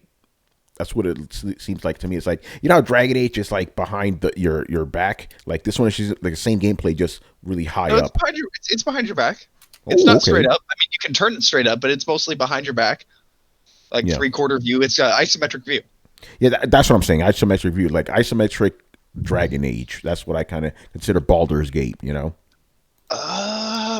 mean, here's the thing. Dragon's Age is super simple in its battle mechanics. There are like 6 schools of spells. There's 4 different status effects, and that's fucking it. In a lot of these games, there's environmental degrees, like that guy's standing next to a gas tank, or they're standing next to an oil field, or in Divinity, you can like call down a rainstorm and like make everybody chill and wet, which makes then you can then electrify that field of water that you've just created, or freeze it and everybody in it. So there's a very robust and complex system underlaying it, which is it's deceptive because you look at it and you're not like, oh, this is one of the most mechanically advanced games out there right now. But when you play it, you kind of realize that it is. Interesting. All right. I think everybody went, right? Hated mechanics. Mm-hmm. All right. Next up, what 3 things define a classic game? I was going to get this one straight out of the bat. 20 years. Got to be 20 years at least. You can't be classic game a year. Got to be that. No. Knack is a classic. And Get that the shit came fuck out out of like here, 5 years bro. ago. But beyond the age, obviously, what would need to be the qualifications for a classic game? What do you think of the term instant classic, Tony? Yep. Oh no, That's I what I believe use. it. Like I have games that I personally consider instant classic, but I will not officially make it one until 20 years have passed. I've never said. For me, I've never said something was ever a classic. That makes sense for your personality. I've never given anything like I've never played anything that said, "Oh my god, this is an instant classic." I've never felt that feeling. Yeah, like for example, Gladiator. When you also right? don't talk to yourself when you're playing video games too. So. Well, no, you talk to yourself in your head, right, Carlos? Yo, man, I talk to other people. You narrate your whole life, man. Don't you lie. Everybody talks in their heads. When I'm playing, I don't talk to myself. I just say, No, I believe in instant. When I was playing my friend Pedro, as I was playing, I was like, "This is it. This is it. This will be the game that when people think about the Switch, specifically, it's on PC, but it's really the experience on the Switch. They'll be like, yeah, that was a must-have game. When we see years later and they talk about the top 10 games on it, not going with the first party, but 10 games to get, that game will be. They'll say all of them are Shovel Knight. Well, I think I agree with Adam. I think it's the games that, and I'm not trying to put words in your mouth, that kind of define a point in gaming. It's the ones you're gonna look back and be like, oh, like BioShock. Is a classic. I don't think anybody's going to deny that because it kind of changed the landscape of gaming. You didn't play it at the right time. Fuck yourself. Yeah, but Brett, I'm denying it because 20 years haven't passed. I'll agree with you when 20 years have passed. I do agree. It definitely changed the landscape. I will not deny it but to me, I'm speaking for myself now. That's a hard set rule. 20 years, then we could talk. Tony, that's antique rules though. That's not classic rules. Yeah, Tony. Antique classic. That sounds the same, dude. I have a question. What's up? What? So, would you have? Do you think you have a good understanding of sort of the number of classics that will come out of this generation? Probably not, because I need more distance from this generation. So right now I'm going to say no. I need more distance from them, and I think that's essential too, because you could play a bomb ass game. Oh, this motherfucker's a classic, but then given time, it's like, oh yeah, it didn't really hold up very well, did it? Because holding up and a classic is two different things. Not really. It's kind of the same thing. Like a classic needs to kind of hold up. Although with video games, I will agree with you that mechanically some things may not age very well. So maybe what? I'll leave that one aside then. Tony, classic movies and classic books do not follow the rule of not having to hold up. A classic movie does not necessarily have to hold up. You just have to. I kind of disagree. Those are cult classics, where people are like, oh wow, that movie like Pink Flamingo wasn't the best movie, but hey, seeing a drag queen eating poop on the floor, come on now, and licking furniture, that's some shit. Well, that's a cult classic. That's a different. That's what I'm saying. That's what I'm saying. But some people still call that a classic. Tell me what's so perfect about Footloose. I don't know. Fuck Footloose, man. It's not a great movie. It doesn't hold up, but people still consider it quote unquote a classic. No, well, with video games it's different because the medium changes so rapidly. Like movies. Books then. To Kill a Mockingbird. That book sucks. Catch with a Rye. That book sucks my left nut. Well, we don't write those type of things, Brett. That's a different thing. Like the literary assholes, they like that shit. We don't. Like stories hold up longer because people have been telling stories for millennia, but video games it's only been around for 40-ish years, 40, 50 I would years. agree. Okay, so there's essentially two ways the word a classic or the classics could be construed. Technically, the way, and I'm talking about the way that we already use that word, and it's going to be books and movies, the way that they're talked about, or the way that cars are talked about. Now, a classic car does have a time limit on it. That's, I think, where Tony's coming from. But if we're talking about it in the same way that books and movies and other art is considered, which I think it's more fair to pair it with the rest of the art than it is with cars. I don't think there's a time limit. Okay, by the way, I think you're onto something here because I think we're defining it now. But I don't know. To me, I'm like, a book can still be classic even if it's 500 years old. Like it can, but and it can be a classic 10 years after it's written. Yeah, exactly. Some people feel that way about movies, like Avengers Endgame. People are saying like that's the best. Yeah, too early to Superhero to me, movie. I'm You know too Harry early, Potter's too going to be a classic. Oh, of You course know it is. Yeah, so it it is. already is, but it's not 20 years old. Yeah, no, but We already know the first Avengers is a classic. Yeah. Do we?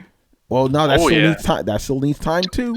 You know. The first Iron Man, you know that's going to be a Oh, classic. of course it Come is. on. Of course it is. You know. Well, But it's not too early. But Yeah, but it it is could be too a early. classic now. Again, I'm just speaking for myself. I need them. I need the 20 years. 20 years. Then I So can. why are video games the only art that needs 20 years to be a I classic? didn't say that. I said everything. You said for everything. Everything. Oh, Everything.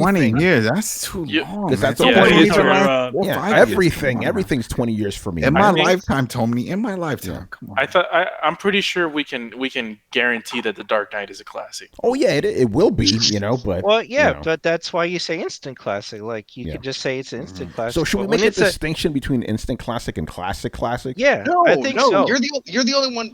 You're the only one putting the time limit on it because you're defining it the way people define antiques and classic cars. But again, I'm saying, But that's you're also how not they define defining- classic movies and books too, man. No, like it all falls there's under the no- same there's no- umbrella. No, Nope. Don't work that way.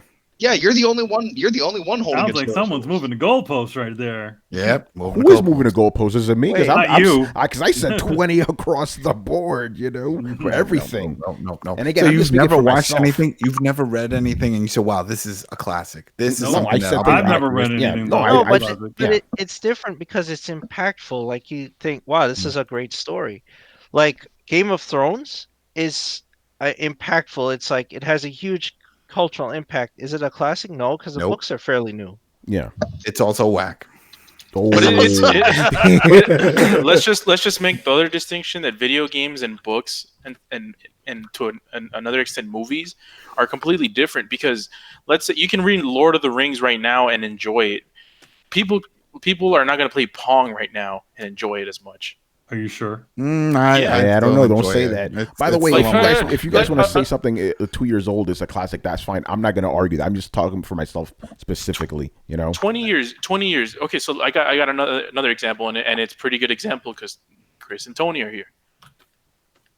Super Mario 64 is a classic game objectively, but you guys said it doesn't hold up. If you guys would play it right now, you wouldn't like but it. I didn't like it back then. that's the like difference. it. I didn't like it. But yeah, back you then. liked Odyssey, and that's what it was based off. I could not play Odyssey because it felt like Odyssey was All right, fantastic. Adam, No, you're I just couldn't talking do it. crazy. Yeah, I couldn't do yeah, it. I yeah. couldn't do No, with 64, yeah, it is a classic game, but I think it's time. I agree with Tony. Plus, impact. Like if I go back to NES, like I played the Predator game on NES. That is not a classic game. Yeah. It certainly fits the age criteria. Yes, But it crap. I'm glad you said it. Just because something is over 20 years old doesn't automatically make it good. It doesn't work like that, you know. Yeah. But Carlos, I'm never gonna take away the classic status of Super Mario 64. Don't get that twisted. Oh no, I wasn't Damien. I'm just saying, like, if let's say you liked it back in the day, Yeah. I'm pretty sure Super Mario 64 will not age well for a lot of people. Yeah. So well, that begs the question: should we define games under a different criteria then? Because maybe we should. I think we should I think define so. this differently. I think while I agree time is a factor in this, I don't think there's a specific time limit. I think it's just it when you know it's going to have lasting cultural impact, it's considered a classic. And that takes time to get there. But that's like saying, you know, how long does it take a soup to get done? Like, it really depends. But the second you know, like, no, this is fucking sticking with us, then you know it's a classic. I'm not going to So disagree I with that, wouldn't put yeah. the hard 20 years on that. I just say some time needs to pass. Probably more than 5, probably more than 10. Yeah. But some things you immediately know, like, oh, this is gonna change everything. Oh yeah, no, I agree with that. So, because we're kind of establishing it now, what should be the time limit? Or actually, should there be a time limit I first? don't think there should be a time limit. No, It should no, just no. be as long enough for you to know that it's going to have lasting cultural impact. Okay. Okay, so I guess that's one of the criteria, right? A game that has lasting cultural impact, that's one, right? Can we all agree on that? Yes. Okay. What's the next one then? Because we got to come up with 3. Well, Chewbacca. sorry, I disagree. Wait, The- what? It Wait, can be. Chewbacca- It can be Chewbacca was a Thought good we all character agreed, in Star Wars motherfucker. series. I There's mean, no Chewbacca, reason. gets on my nerves. Whoa. Whoa. Yo, man, he Whoa, doesn't. whoa, Yo, whoa. man, he doesn't. Yo, man, you don't like other Mexicans? Chewy, you don't like them? Yeah, I don't know. I think he's Honduran though. They said he was Honduran. So Oh, So back to the whole. It has to have a impact. Yeah. Like, could you rephrase that again, just to make sure I don't. Brad, go ahead since you said it. How did I phrase it? I heard lasting cultural impact. A game that you know will have lasting cultural impact. A game that people agree will have lasting cultural impact. Does it have to have that? Or I mean, it's obviously a criteria. Like if one has it, then it's a classic. But does a classic game need to have that in order? It does. Yeah, and by lasting, I don't mean that 40 years later you want to go back and play the game. That could also mean that it had an effect on all the games after that. The way Tony wasn't excited about BioShock because of the effect that it had on the gaming landscape. So like you don't have to go back. Like you may not go back to BioShock today and be impressed with it. You may not. It may not have a lasting impact to you now, but it had a lasting impact to the games that you still play today. Yeah. So that's the sense of lasting. For me, I'm thinking a game like God of War 2018. I don't think that's going to have lasting cultural impact. I don't think so either. I don't think so either. It was a great game, but I don't think it was a classic. Exactly, I agree with that. I don't think it's a classic either. That's not controversial. Game came out last year, man. Come on. I'm saying, some people get yelled at for saying shit like that. Right? Because it's a great universally praised game. It is, but it didn't change anything. But I'm going to get more controversial now. I think Monster Hunter World is going to be a classic. No. Monster Hunter The World? Last of Us. The first one, I think. Yeah. Storytelling. By the way, now we're naming games. We got to go with a criteria here. So we don't agree on lasting cultural impact. Then No, we do. It has to have lasting. Carlos doesn't. It's hard, man. It's hard because there's games that are just like Brett mentioned, like a long time ago. There's games that just do something really, really well. Like for example, Horizon Zero Dawn. Like it does so many things that are great, but it doesn't bring anything new to the table. It's not gonna inspire a lot of other games because in itself it's just an iteration of great thing existing, sort of tropes. It doesn't necessarily have to even inspire the games. Like I would call Portal 2 pretty much an instant classic. But what lasting impact did it have? Because Portal 1 is the one that had the impact. Portal 2 was just the seed of it. Well, no, Portal 2 actually had a lot of the quotes and the lines and the humor. A lot of the good stuff that people remember comes from Portal 2. A lot of the merch that people buy is from Portal 2. So that game has lasting cultural impact because it has maintained its own relevancy, even though it hasn't spawned any direct clones. But there are other games that fade in the background but inspire direct clones. There's different ways to have an impact on the world. That's a very loose, vague term. I just don't like Portal 2. Portal 2 is, I'm pretty sure for me it's better than Portal 1, but Portal 1 is the one that's going to have the lasting cultural impact. Let's try to go more broad, guys, because I don't want to merit what games are or aren't classic. I feel like lasting cultural impact is the broadest, vaguest way that you can put it. Okay. That's the most inclusive. Yeah, exactly. Because a bad game could have a cultural impact. Exactly. Like we don't. Fortnite. Is Fortnite a classic? It will probably be considered one because it was the first one. Yeah. Unfortunately, remember we don't have to like a classic. God damn it, man! I don't like these terms, man. I don't like these terms. All right. Okay. Should we make it more individual then, since we're not going to agree on it? No, we can't. I'll agree with you guys. Lasting cultural impact. Okay. What's the next one then? I don't think you need another one. I think that's it. I think that one covers everything. Yeah. Okay. All right. Good. We answered the question. Moving on. Okay. G Megaforce 123 has a lot to say here, but these are good stories. Okay. First question: why is Mario Kart the only kart racer that works? CTR, which is Crash Team Racing, is beautiful. The characters are all fun. The music is great. The tracks are outstanding. But then you actually have to drive and everything falls apart. The drifting, which is absolutely required, is fucking awful. The items are terrible except for the bowling bomb, which is fun. And why are my only button options for Accelerate B or ZR? Team Sonic Racing is in the same boat, except it at least controls decently, but the items suck and it tries to be different for the sake of simply being different. So he's just trying to say Mario Kart the only kart game that actually works. I don't know about that because people like Crash Team Racing, you know? No one likes that shit. No, what are you talking about now? I know guys. Was pretty Not this popular. one. Not this No, one. I'm gonna This get- one. It's broken. This one is broken. I'm going to give a shout out to my man Blackstar, who's been loving the fuck out of this game. I actually showed up this question. He's like, this dude needs to kill himself. Well, don't kill yourself. We love you, man, but Blackstar don't like you very much. He's trolling you. He's trolling you, Tony. No, he's not. He's been hyped. As a matter of fact, all the guys, like, I'm in this one specific room, all those guys are hyped for it, you know? And they were all hyped, and then they played it, and then they played and they're still loving it, you know? The issue is that they all, like he said in his question, they're all trying to add something different, a new element, and change it up, and just like the drifting that they put in CTR, they're trying to change it up, but it just doesn't. Everyone's comparing it to Mario Kart, and that's the issue. Don't compare it, just play it for what it is, then maybe you like it if it's not broken like this one is. But if it wasn't, it would be a great game, and you just look past it. You just can't keep comparing it to Mario Kart just because they're kart racers. There's just different type. That one is bringing new elements to it. That's all it is. By the way, what about the rest? I have no. I don't like kart racing games, so I can't really speak here. Yeah, I have no opinion on that one. Glorious War said Crash is better than Mario Kart. Crash requires more skill.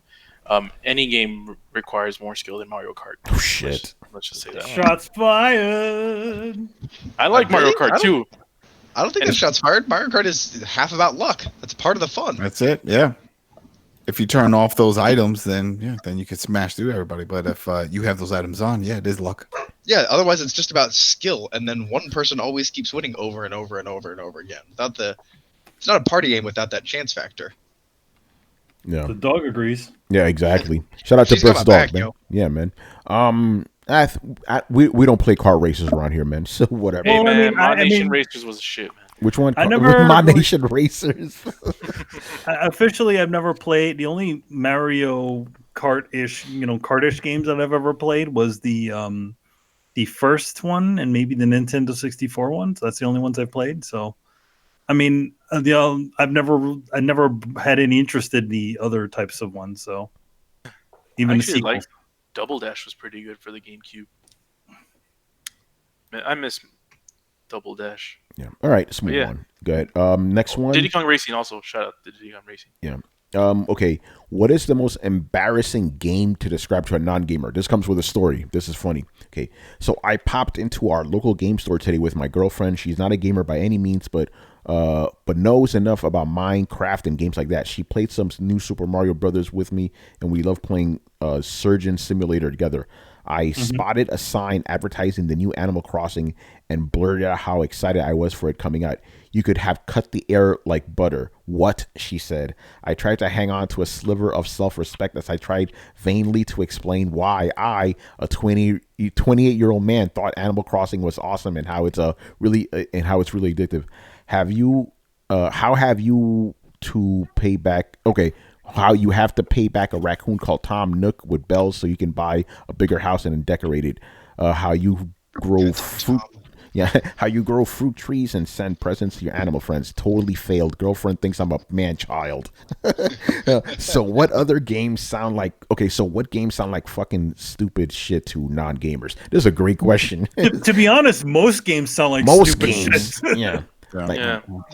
I was just having this conversation with my boss yesterday. Maybe I'll jump in here and answer this in the story. Go ahead, brother. I was telling him I was excited for Fallout to come back. Get your shots in. Come on. Oh. Okay. No, none. No, All go ahead, cool. man. Are you ready for that engine to be back? Man, they're adding human NPCs, and they've added everything that all y'all said was wrong with it. So, anybody who gave Division a second chance but isn't giving Fallout a second chance, I don't want to hear it. Oh, damn. Second chance. Who gave it a second chance? I gave it one chance. It always kept up and never failed. Yeah. Wait, I said Division did not always keep up. It launched a fucking mess, Adam. No. Brett, It depends. No, it didn't launch a mess. It just ran out of content. It I never broken. gave Division You a can still second play it. chance. That shit launched broken, and I did. What do you mean broken? Where was it broken? It wasn't broken. It was just broken, and there was not much to it. You finished the story, and that was it. They promised an open world. They just promised open alleyways. Yeah, let's. What do you mean open alley? What do you want, bodegas? What are you looking for? I want You had the bodegas. translation. I want Washington Square you Park. looking for? I want the I fucking don't subway get system. Well, Yeah, that's I there want was the a fucking subway rats system on the wanted, subway. man. The That's subway what- system want a did blimp. show up. You I still want had a the subway blimp. system. I want Yeah. the Statue of You Liberty. still I had- didn't get you none of still- that yeah, shit. You still had a lot of those areas, and that was the problem. They all came later. All right. So Anyway, once Brett, we go ahead. did- Tell your story, bro. All right. I didn't get So broken. he's kind of questioned my life. Kind of gave me a look when I said I loved the Fallout game. He's like, I saw you and so and so over there just building settlements for your settlers for fucking ever. And I was like, oh yeah, it's great. Because before I would go out in the world and I would shoot people and murder people on a streak of vengeance, and I'd loot them, and after a while I'd be like, another gun. Now I actually get to sit there and compress old steel cans into flat plates and then build myself a steel shack. So when people are coming up and they're like, hey, I've got a quest for you, I'm like, fuck off and build a guard tower. Oh wait, I'm out of metal. All right, what do you need, citizen? And Fallout 76, like, I kind of love the idea because it's got the hunger mechanics, it's got the thirst mechanics. I have to actually take care of myself, but now I have a reason to go out and spelunk. And they've added player vending, so I can literally set up a little bar, which is something I always love doing for because I like building a little welcome hub for other players to congregate at. A little free food, a little free water, and now I can set up vending machines with gear. Do you poison them? No, Oh. no, I'm just a helpful, nice guy. I like being that guy. So now I have a reason to go out and go do these quests, and go out and not even do these quests, is, comb through areas and murder people so that I can get guns and armor so that I can bring it back and put it in my shop. And that can be my whole gameplay loop, is that I'm going to restock my shop and I'm saving money and I'm buying the nicest equipment. And I'm actually making my way through the game through having a little fucking settlement of my own. And they're going to add human NPCs, so I'll be able to have followers there. And in the main game, man, you could. And he's just giving me this look. It's like, that sounds stupid. I'm like, no, you don't understand, man. You start the first game, you're like, I'm going to have a little tent. And you build a little tent, a little campfire, a couple little plants, and somebody comes along, and they're like, hey, I need somewhere to stay. And you're like, all right, cool. Like, what do you need me to do? Like, I guess go deal with these plants. They get down, they start picking everything. And you're like, oh, man, I need to build them a bed. So you end up with building a little bed, and then you end up with another little bed, and two more people come. And so you end up with this little shanty town, and you just tear it all down. You build this thing, and one day you find yourself standing out over the boardwalk looking at all your settlers sitting down there fucking farming, and you realize that you're the goddamn governor, and you go sit down and have a bar or a drink at your bar with a guy in sunglasses and a tuxedo because you are the pimp. And he did not understand the draw. Just did not. Yeah, I mean, I think most of us in this room would agree. because most people are not really interested in building settlements. They want to blow the shit out of everybody. That's the world out there. At least at least North America. There's a good segment of people out there. Like, I was surprised by the amount of people that got sucked into the Fallout settlement part. I'd say almost like 20% of the people who play that game immediately just stopped doing the missions and started building settlements. Yeah, no, but the thing is, like, there's games that you could explain to other gamers, and they'll be like, "What the fuck is wrong with you?" Yeah, like, you wouldn't be a store owner? Like, you're in a post-apocalypse, and I was like, I know. Yeah, man. How come you like? It's like if you said to him, yeah, I roam the wasteland, destroying people, stealing their items, and like, in other words, you're essentially giving them the plot of Mad Max. Yeah. In a game, I'm sure you could probably do that could probably sound more interesting than, like, I could build a city and make a house and earn an income.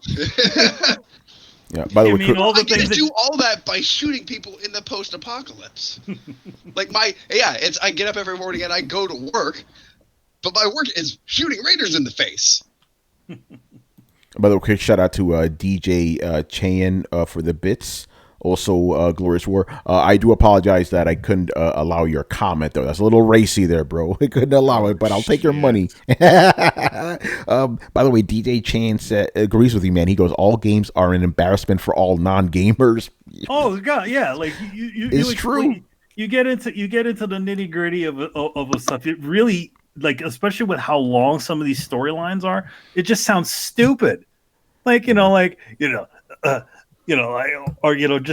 naming like a couple of stories. Like, yeah, I mean, granted, Resident Evil, it's like that, but then you get into the nitty gritty of the original one. It's like, yeah, we're like the special forces place. We go into a mansion with a bunch of zombies, and we have to solve a bunch of puzzles. What? Yeah, like when I talk to like about games to non-gamers, I just explain why the medium is important, the things it does. I never get into specifics because I know how they're going to react. They're going to be like, "What the fuck is wrong with you?" You know? Yeah, because there's a lot. I mean, because it's like there's so many things that go into a game other than just the story. There's there's the day-to-day stuff, or just the things that you just do, within, not the day-to-day stuff, but like the gameplay loop of things that you do.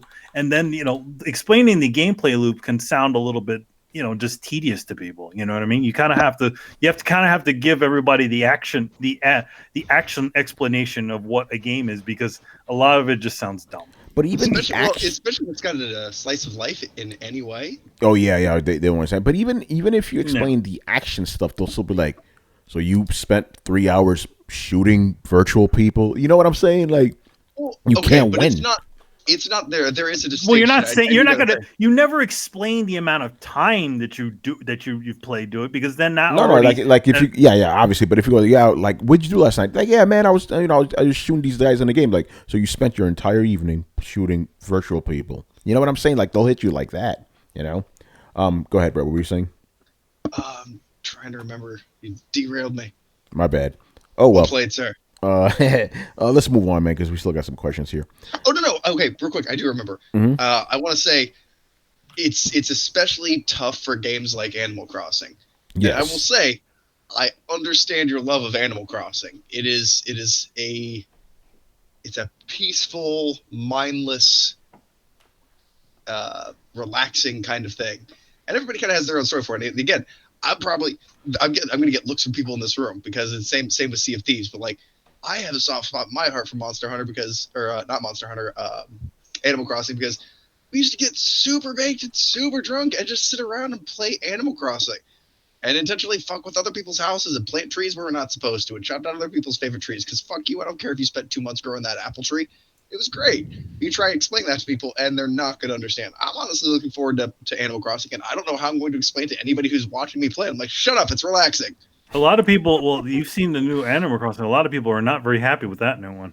I haven't seen the trailer. I'll be honest. I was one of those people who's kind of sad that it moved from the system to the 3DS. I'm like, I'm not getting a fucking 3DS so I can play Animal Crossing. So I was excited to hear this come back to the Switch, and I have not heard good things. Oh man, which I don't understand.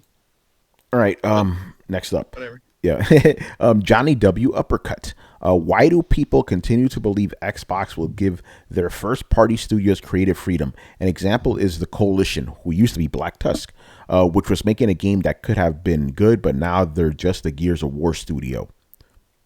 Oh yeah, we've talked about this before, how basically Microsoft isn't really letting these studios do what they want to do. It's just like, okay, you're just doing this franchise now, and that's that. 343 is another one, It was put together for that. Yeah, that whole studio was put together for that specific reason. It wasn't like, hey, we're going to, like what he said, that's not the case. When they picked up the studio, they redesigned the whole thing. They were like, all right, we need you guys to work on this. You don't want to work on it, you can go, but this is what we're doing here from now on. And whoever stayed, and that was it. But no, that was for Gears, and that'll always be Gears, just like with 343 and Halo. That's just what they're there for. That's why Bungie divested, because they didn't want to do Halo anymore. Yeah. So how do we properly answer this guy's question then? He's also explaining the new studios, like Ninja Theory. Well, they have rights; they can do what they want. They said it; they were doing whatever type of games they want. I feel like once the gavel comes down, and then it ends up not being what, unless something in Microsoft Xbox division has changed. It's classically known for being like, okay, is this going to be something that hits? I mean, they canceled a shitload of a bunch of games, beforehand for the current system. I mean, they're still putting money. You're working hard with that. Can apply to anything, anywhere, any studio. Oh, well, yeah, exactly. It's like, hey, come on with some good ideas. There is, obviously there's things that like nobody ever really talks about the canceled Santa Monica studio game that was not God of War. No, but they never showed anything of it. But it was this crazy future game that totally got knocked, in line for a game that everybody kind of knew. So I just feel like I understand where he's coming from on this one, where he's saying like, there is the idea that these new companies will have the freedom to do the things that they want. I only think that idea is somewhat finite at Microsoft, because things seem to always kind of switch and change and morph around. I mean, officially, when Xbox first started under the original guy who was the head of the Xbox division, he was like trying to get everybody in there. He's like, yeah, Xbox is the place to come to and do these things, but also means taking a risk. So I think in this point in time, they're willing to sort of take a little bit of a risk on this thing, but I don't think that the risk will be consistent. I think there will be a point when they start saying, to people like Double Fine, you better start making something that makes money. Well, I'm sure that these studios presented some ideas and stuff that they had planned in the works. Like, hey, we could do this, we're already working on this one. And then that's when you make the deal to say, I'm going to buy the studio. I think again, like for like places like Double Fine, I think for them, they kind of hired them to be the weird guys, that make weird, middle, semi AAA-ish stuff. Yeah, I want to quickly read what Glorious War says. He goes, the Coalition was Black Tusk before Microsoft bought the Gears IP. They were working on a game called Shanghaiist. It got canceled for Gears of War 4. Exactly. That's what I'm saying. They said once they got that, they were like, you guys are just making Gears. This is what we really want. And that's it. And that's what they got. They did the same. They did the same thing for what's it called? Rare. They wanted them for the avatars. They wanted for the avatars. They wanted, but I mean, here's the thing: Rare is also a good example of what kind of happens when you kind of get swallowed up by Microsoft. You kind of sort of lose your identity. Officially, how many of the original Rare people are there? I don't think most of those guys are there. I think all those guys went off, made Time Splitters, and they also went off and made off the Ukulele and those other games that they're going to be working on. I think it'd be pretty rare to find an employee that used to work at Rare. Damn. That is currently at Rare. I think so. I think so too. I think hopefully, I would like to hope that these companies will stay intact as they are and continue to have their unique identity. But again, as time has kind of shown, Microsoft does like to stomp a little hard when it comes to some of these sorts of things. That's probably part of the reason why that they don't have as many IPs, because maybe they're just looking for surefire hits as opposed to kind of doing the PlayStation model, just kind of doing these sort of middleware games and seeing whatever kind of sticks. What's the name of the Double Fine guy? Tim Schafer. Yeah, Tim Schafer. Yeah, like now that the check is cleared, I wonder if he start complaining about fucking Microsoft now. Well, they have a history. They have a history with the first Psychonauts, so they do. Well, it wasn't a good history. Exactly, and a lot of that got cleared up because there's new management. Yeah, they're all lovey-dovey now, but there's new. Because one thing about it is that there's new people at Microsoft. Most of those guys that were that told them to go F himself back in the day are probably gone now. Oh yeah. All right, let's move on. Don. Master Shake with the final two questions of the night. All right, first up, do you consider yourself optimistic or pessimistic about the next few years in gaming? I'm more optimistic as compared to the last couple of years. Yeah, Chewbacca agrees. Yeah, I'm optimistic. I think it's going to be an interesting time. I think we're going to see a lot of changes. It might be for the better. Who knows? But they got to have something. Exactly. They have to have something. But the one thing that I'm scared of is really the subscription services. That really scares me. We see what's happening with TV and how that's working out and everything going to subs. So I could see that happening in games. Well, to be fair, Game Pass Ultimate to me is a great service. Never mind, I got download the PC version of that. Thanks. Yeah, and that's what I'm here for. Okay. Okay, go ahead. So I have that. I have Game Pass Ultimate till December of 2021. So I got nothing to be optimistic for that. Damn. Because I'm not going to pay any more for Microsoft video games. I'm already going to get them day and date. Mm-hmm. I want to be optimistic, but Like if I'm really being honest with myself, I'm pessimistic about the future of gaming. I don't really think it's like I'm just using this gen as an example. Maybe it's a bad example. This gen was kind of and I just expect things to kind of go downhill. And then Adam, you brought up all the subscription things. That's kind of a big bummer. All these kind of Fortnite type of games, these service games, I should say. I don't really like all that stuff that's coming on. And then some of the, I'm just being honest. The media that's really been bumming me out lately. The way they're covering games, not really about the games anymore. It's about the drama surrounding games. So I again, I want to be optimistic, but I can't help but be pessimistic. I think gaming is going in a really bad direction next gen, even though these consoles are going to be so fucking cool, right? Some of the best console out there, but I don't know, man. It's hard to be positive about this shit. I hope I'm wrong, but I don't really think things are going to turn out well in the next couple of years. See, Chris. I'm naturally pessimistic, so it takes a lot for me to be like, "Oh, that looks good." There's a couple things I'm excited about, but for the most part, if it's like what I think is the outlook for gaming, I don't know, and I don't have much expectations for the next gen. So yeah, they they have to prove themselves to me. So because I'm never like, oh, this is gonna be great. This is gonna be great. I have no idea. I doubt it. I always doubt things. Look at when with the Switch. Remember the Switch? You thought that shit was gonna bomb. I did. I was wrong. Yeah, but I was wrong too. Yeah, we're all wrong. The thing with Brett was right though. stuff, Brett, go ahead, man. Brett- Thump your Brett chest, was bro. right. Thump Brett that loved chest, it. bro. We were watching. Remember the first announcement, and we're like, "What are you doing, Brett?" He went silent. He went and pre-ordered this shit. Brett knew, man. Brett knew. Go ahead, Chris. Yeah, but like when these like stuff like Stadia comes out, I'm like, get the fuck out of here. Orion, get the fuck out of here. I doubt all that shit until I see it working. xCloud.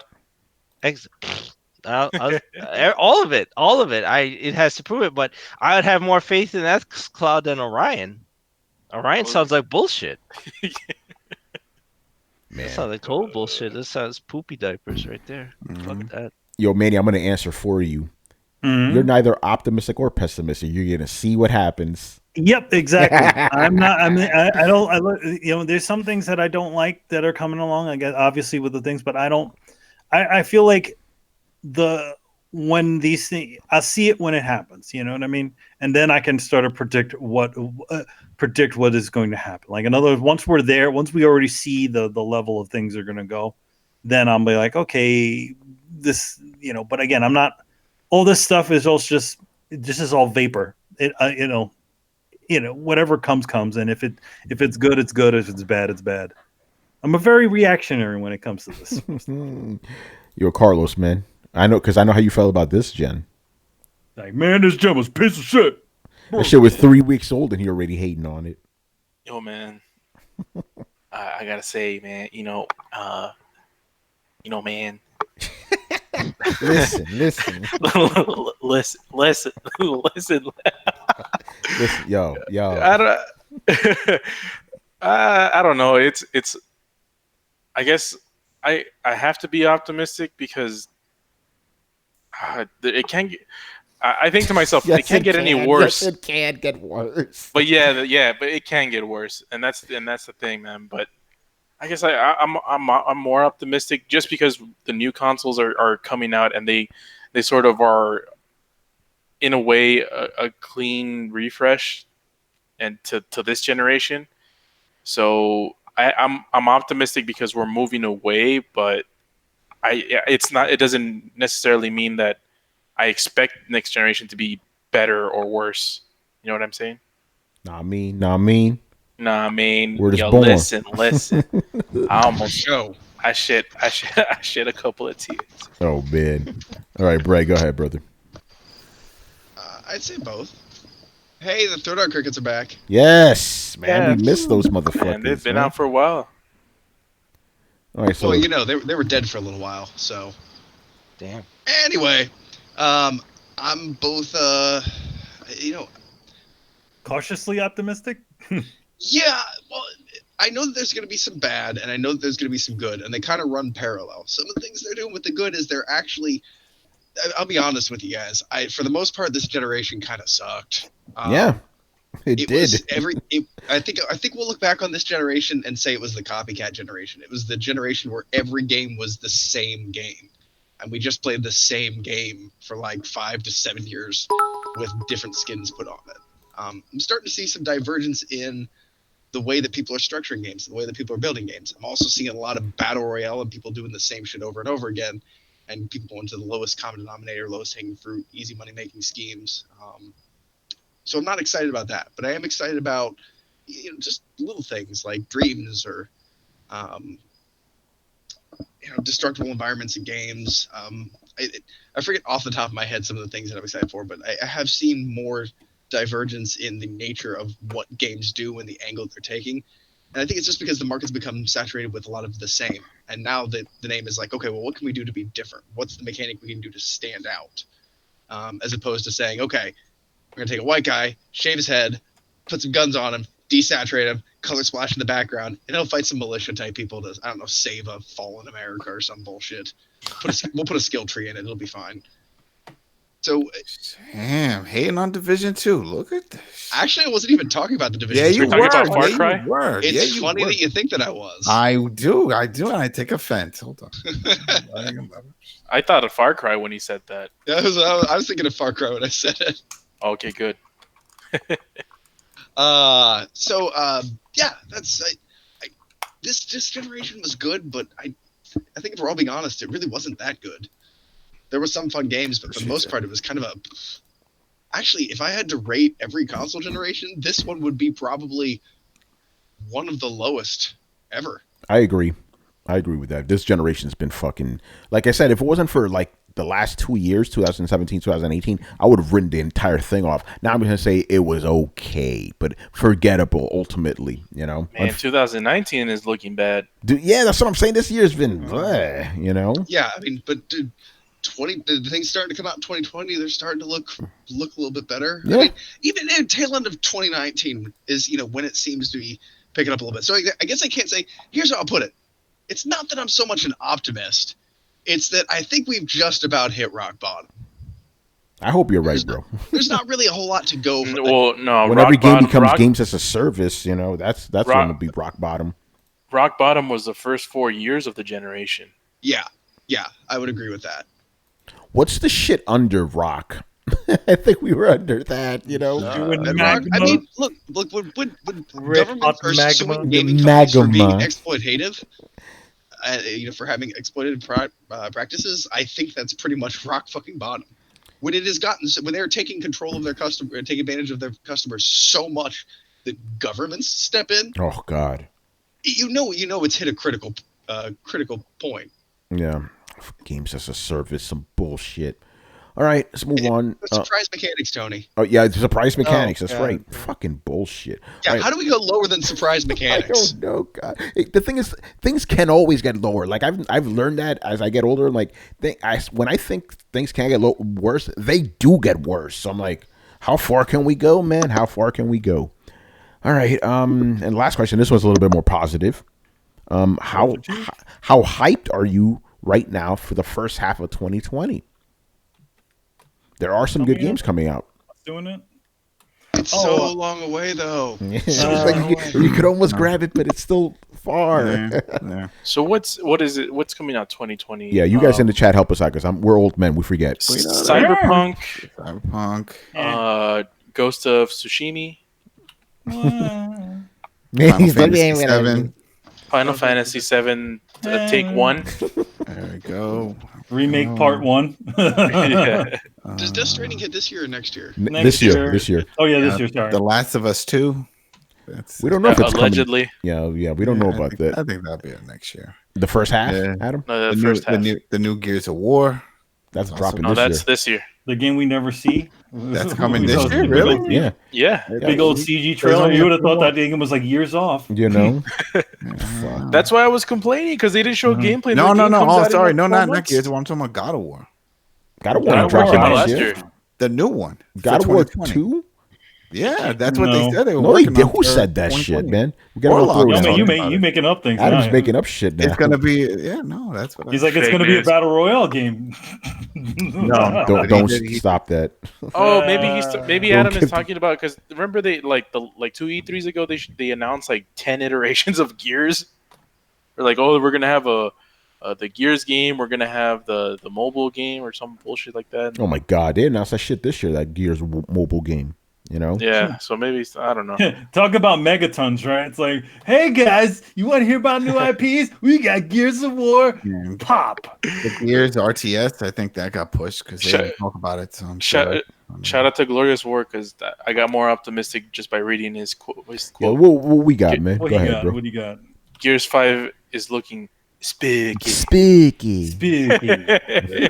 I'm more interested in her game, and I haven't even seen a damn thing she's gonna do with it. Ghost Rider? Yeah, Ghost Rider. Not Ghost Rider. Oh, what's it called? I don't know. Some ghost shit. There you go. It doesn't matter. Yo, they It's should like just Ghost rename Line it or something Sticky. like that. Why don't you just call Why don't you just call it Spooky? Call No. it It's Spooky. It's It's spiky. Yeah. Glorious War says Xbox fans are looking forward to E3 again. Of course they are, man. Yo, man, they gotta have something. Gotta have some, you know. Oh, it's called Ghostwire. There you Ghostwire, go. Yeah. Ghost Rider. Ghostwire remember Tokyo. Ghost Rider, man. Yeah. Fuck that show, by the way. I thought it was about Ghost Rider. It was like it was about. no, it's- Look, come on, you couldn't have thought that was about Ghost Rider. I did. I'm because like Ghost It was Rider. on, dude. It was on Channel 13. That's fucking. Dude, I was that's a kid. like I didn't public know. broadcasting. I didn't know. That no, was a come kid. on, you were not. Hey, you hey, were you not can't give a me that kid. shit. You thought You the were X not a Files was kid. about the X-Men, bro. Come on now. Yeah, well, because they had Generation X. No, I didn't think it was about X-Men. I was mad that it wasn't about the X-Men. There's a difference. And I was mad that Ghost Rider wasn't about Ghost Rider. Yo, man, that's Ghost Rider, man. And and you weren't reading it, and I'm the one that has dyslexia. Yeah. And I was Hey, mad I that was just Mortal in the Kombat country back Sub-Zero then, wasn't a Mortal motherfucker. Kombat game. When Ghost Rider the show was on PBS, you were a teenager. That wasn't. No, You I weren't was, a I was kid. like 7, man. No, you weren't. Yeah, I was. No. When I was a teenager, I didn't even watch fucking whatchamacallit PBS, man. I stopped that was watching. on I stopped watching PBS. PBS. You were before not. I, You were know, not like a kid. I was a when that kid, bro. came I didn't even have hair on my nuts then. I'm gonna find this. I'm gonna prove you wrong. Yeah. Either way, I was mad that it wasn't Ghost Rider. Fuck that shit. Not that I thought it was Ghost Rider. I was mad that it wasn't Ghost Rider. What the fuck was the question? Oh, yeah, games coming out next year. I don't know. Some shit's coming out. Is Control coming out next year? That's It's this coming year. out this year. Yeah. Oh, August, isn't it? Like some weird month.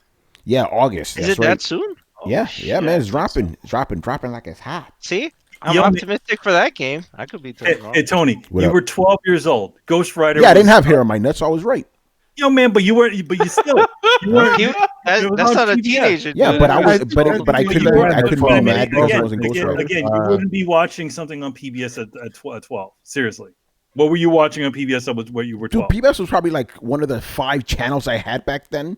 You know, come on now. It just So happened. you, Like, you hey, were you know. watching Where in the World Was Connery San Diego? Because that shit was on there. Hey, maybe I was. I don't know. I watched that when I was a kid. I know that. You know, but still, fuck that show. It wasn't Ghost Rider. Still watch it. Got Handy Manny. Handy Manny. Did we answer this question? I don't think we did. There's some games coming out this year. I don't know. I mean, Control, yeah, Control's No, that's this year, man. That's this year. 2020. next That's year. next month. Oh, okay. I mean, man, I don't know about these things anymore. Yeah, I'm looking forward to the next Halo. That's Oh. Is that early? holiday next year. It's not Well, early. it's the first half of the year, 2020. Oh shit! Halo's coming out in November or whenever the Xbox. Because hold on, weren't there a Scarlet. bunch of games dropping just in March alone? March, yeah. Shit. Yeah, Why can't I Cyberpunk. remember? Yeah, I can't remember any of them. We're old men, you know. Let me look it up. 2020 video game. I want to hear what you guys in the chat have to say, man. What are y'all looking forward to? Oh, Ori and the Will of the Wisps. Okay, there come you out- go. comes There's out. There one. you go. There's one. Fallout 70. No, Fallout 77, you know. Yeah, Final Fantasy is dropping. Remake. Yeah, that's dropping. Watch Dogs. Watch Dogs. Oh, Legion. That's right. Yeah, that's March also. You mean Watch Division? Watch Granny. No, I Watch want to call Grannies. you know what it is. It's going to be Watch Division. GameStop is going out of business. That's what Barry's looking forward to next year. Damn. Damn, that's probably That's come gonna true. be a sad time though. Avengers. Yeah, I know. Yeah. But it is coming. It is coming. Metro. Ultimate Alliance 3. When's that coming? That's coming this year. Oh, that's next month. Forget it. All Yeah. right, I'm just July. asking. July. And I think that's it. Yeah, that's it. So Oh, no, we got a Madden coming. We got a FIFA coming. We got an NHL coming. We got a Call of WWE Duty. game. Yeah, Call yeah, of Duty. we got a pew pew pew. Let me see what else. He's looking forward to next year's Call of Duty. Yeah, right. No, this one I'm looking for. Oh, we got a Destiny free to play shit coming. Yeah, you'd be excited about that, right? Yes. Yeah, we're really excited about the future of gaming right now, you know? I never finished that one. Destiny 2. You don't need to. bored. Just throw it out. Sell it. I got bored. Sell it. Sell that game because they're giving that shit away for free anyway. They give a lot of things away for free. I still keep it. This is going to happen this year, but I'm looking forward to Switch out selling Xbox. What? Here's a crazy. Sorry about that. But if you think about it, you can sell your copy of the Division 2, right? I mean, not Division 2. Destiny 2, and then download Destiny 2 because you've already bought Destiny 2's DLC if you have. Wait. Right? Hold on. I think you just broke my head. If the save files and all that stuff still works like they said it will, then you can log into it. So yeah, you can sell it. You can just sell Division 2. But it's not going to see your DLC.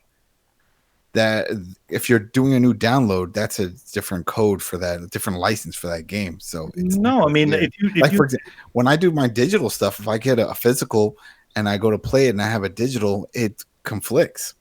It will let you override the file, but you will still keep the DLC though. But you need the original game to trigger it. No, you don't. What it does is like whenever you download a game, like I've done this before, where like I've had a digital version of a game that I've already owned on the console. It'll just say, "Hey, do you want to make this full on digital game?" And it just does a small download, and then that's it. It did it with it did it with like Metal Gear 5, which I got an early copy of digitally, and then also did it with Gravity Rush. So yeah, it does a little thing like that if you have both versions. Same thing with the Vita. Did the same thing too. Vita. All right, So, I think we're done, man. I think we're done here. Yo, man, you done? Yeah, we done, man. Mike, you good, man? Let me bring up the little schedule here. So there you go, man. If you want to ask us questions for next week's show, how do you do such things? Well, the graphic will tell you. First step, you join our Discord. And then step 2, on Discord, you go to the Throwdown Your Questions section, and then you submit your questions, and you limit them to 2. Again, as always, want to give a shout out to the Discord fans. They're always in there, not only just talking, but also giving us ideas for the show, which is always appreciated, you know? Much appreciated. Very much, very much. Very much. We got to get Richard back in here, man. All right, man. So thank you for watching and listening. Leave us your questions in the Throwdown Discord server, and we'll answer them on next week's show. Subscribe to Throwdown on SoundCloud, iTunes, and YouTube. Follow us on Twitch, Twitter, and Facebook at Throwdown Show. Links are located in the description below. Once again, our show is Tony Polanco. And tonight is joined by Emilio Lopez. R.I.P. Google Hangouts. Oh, man. Chris Seeley. Hey, take care, everyone. Carlos Romero. Later, people. Brett Murdoch. It's been real. And Adam Vale. Have a good week, everybody. All right, man. We'll see you, man, later. Later, guys.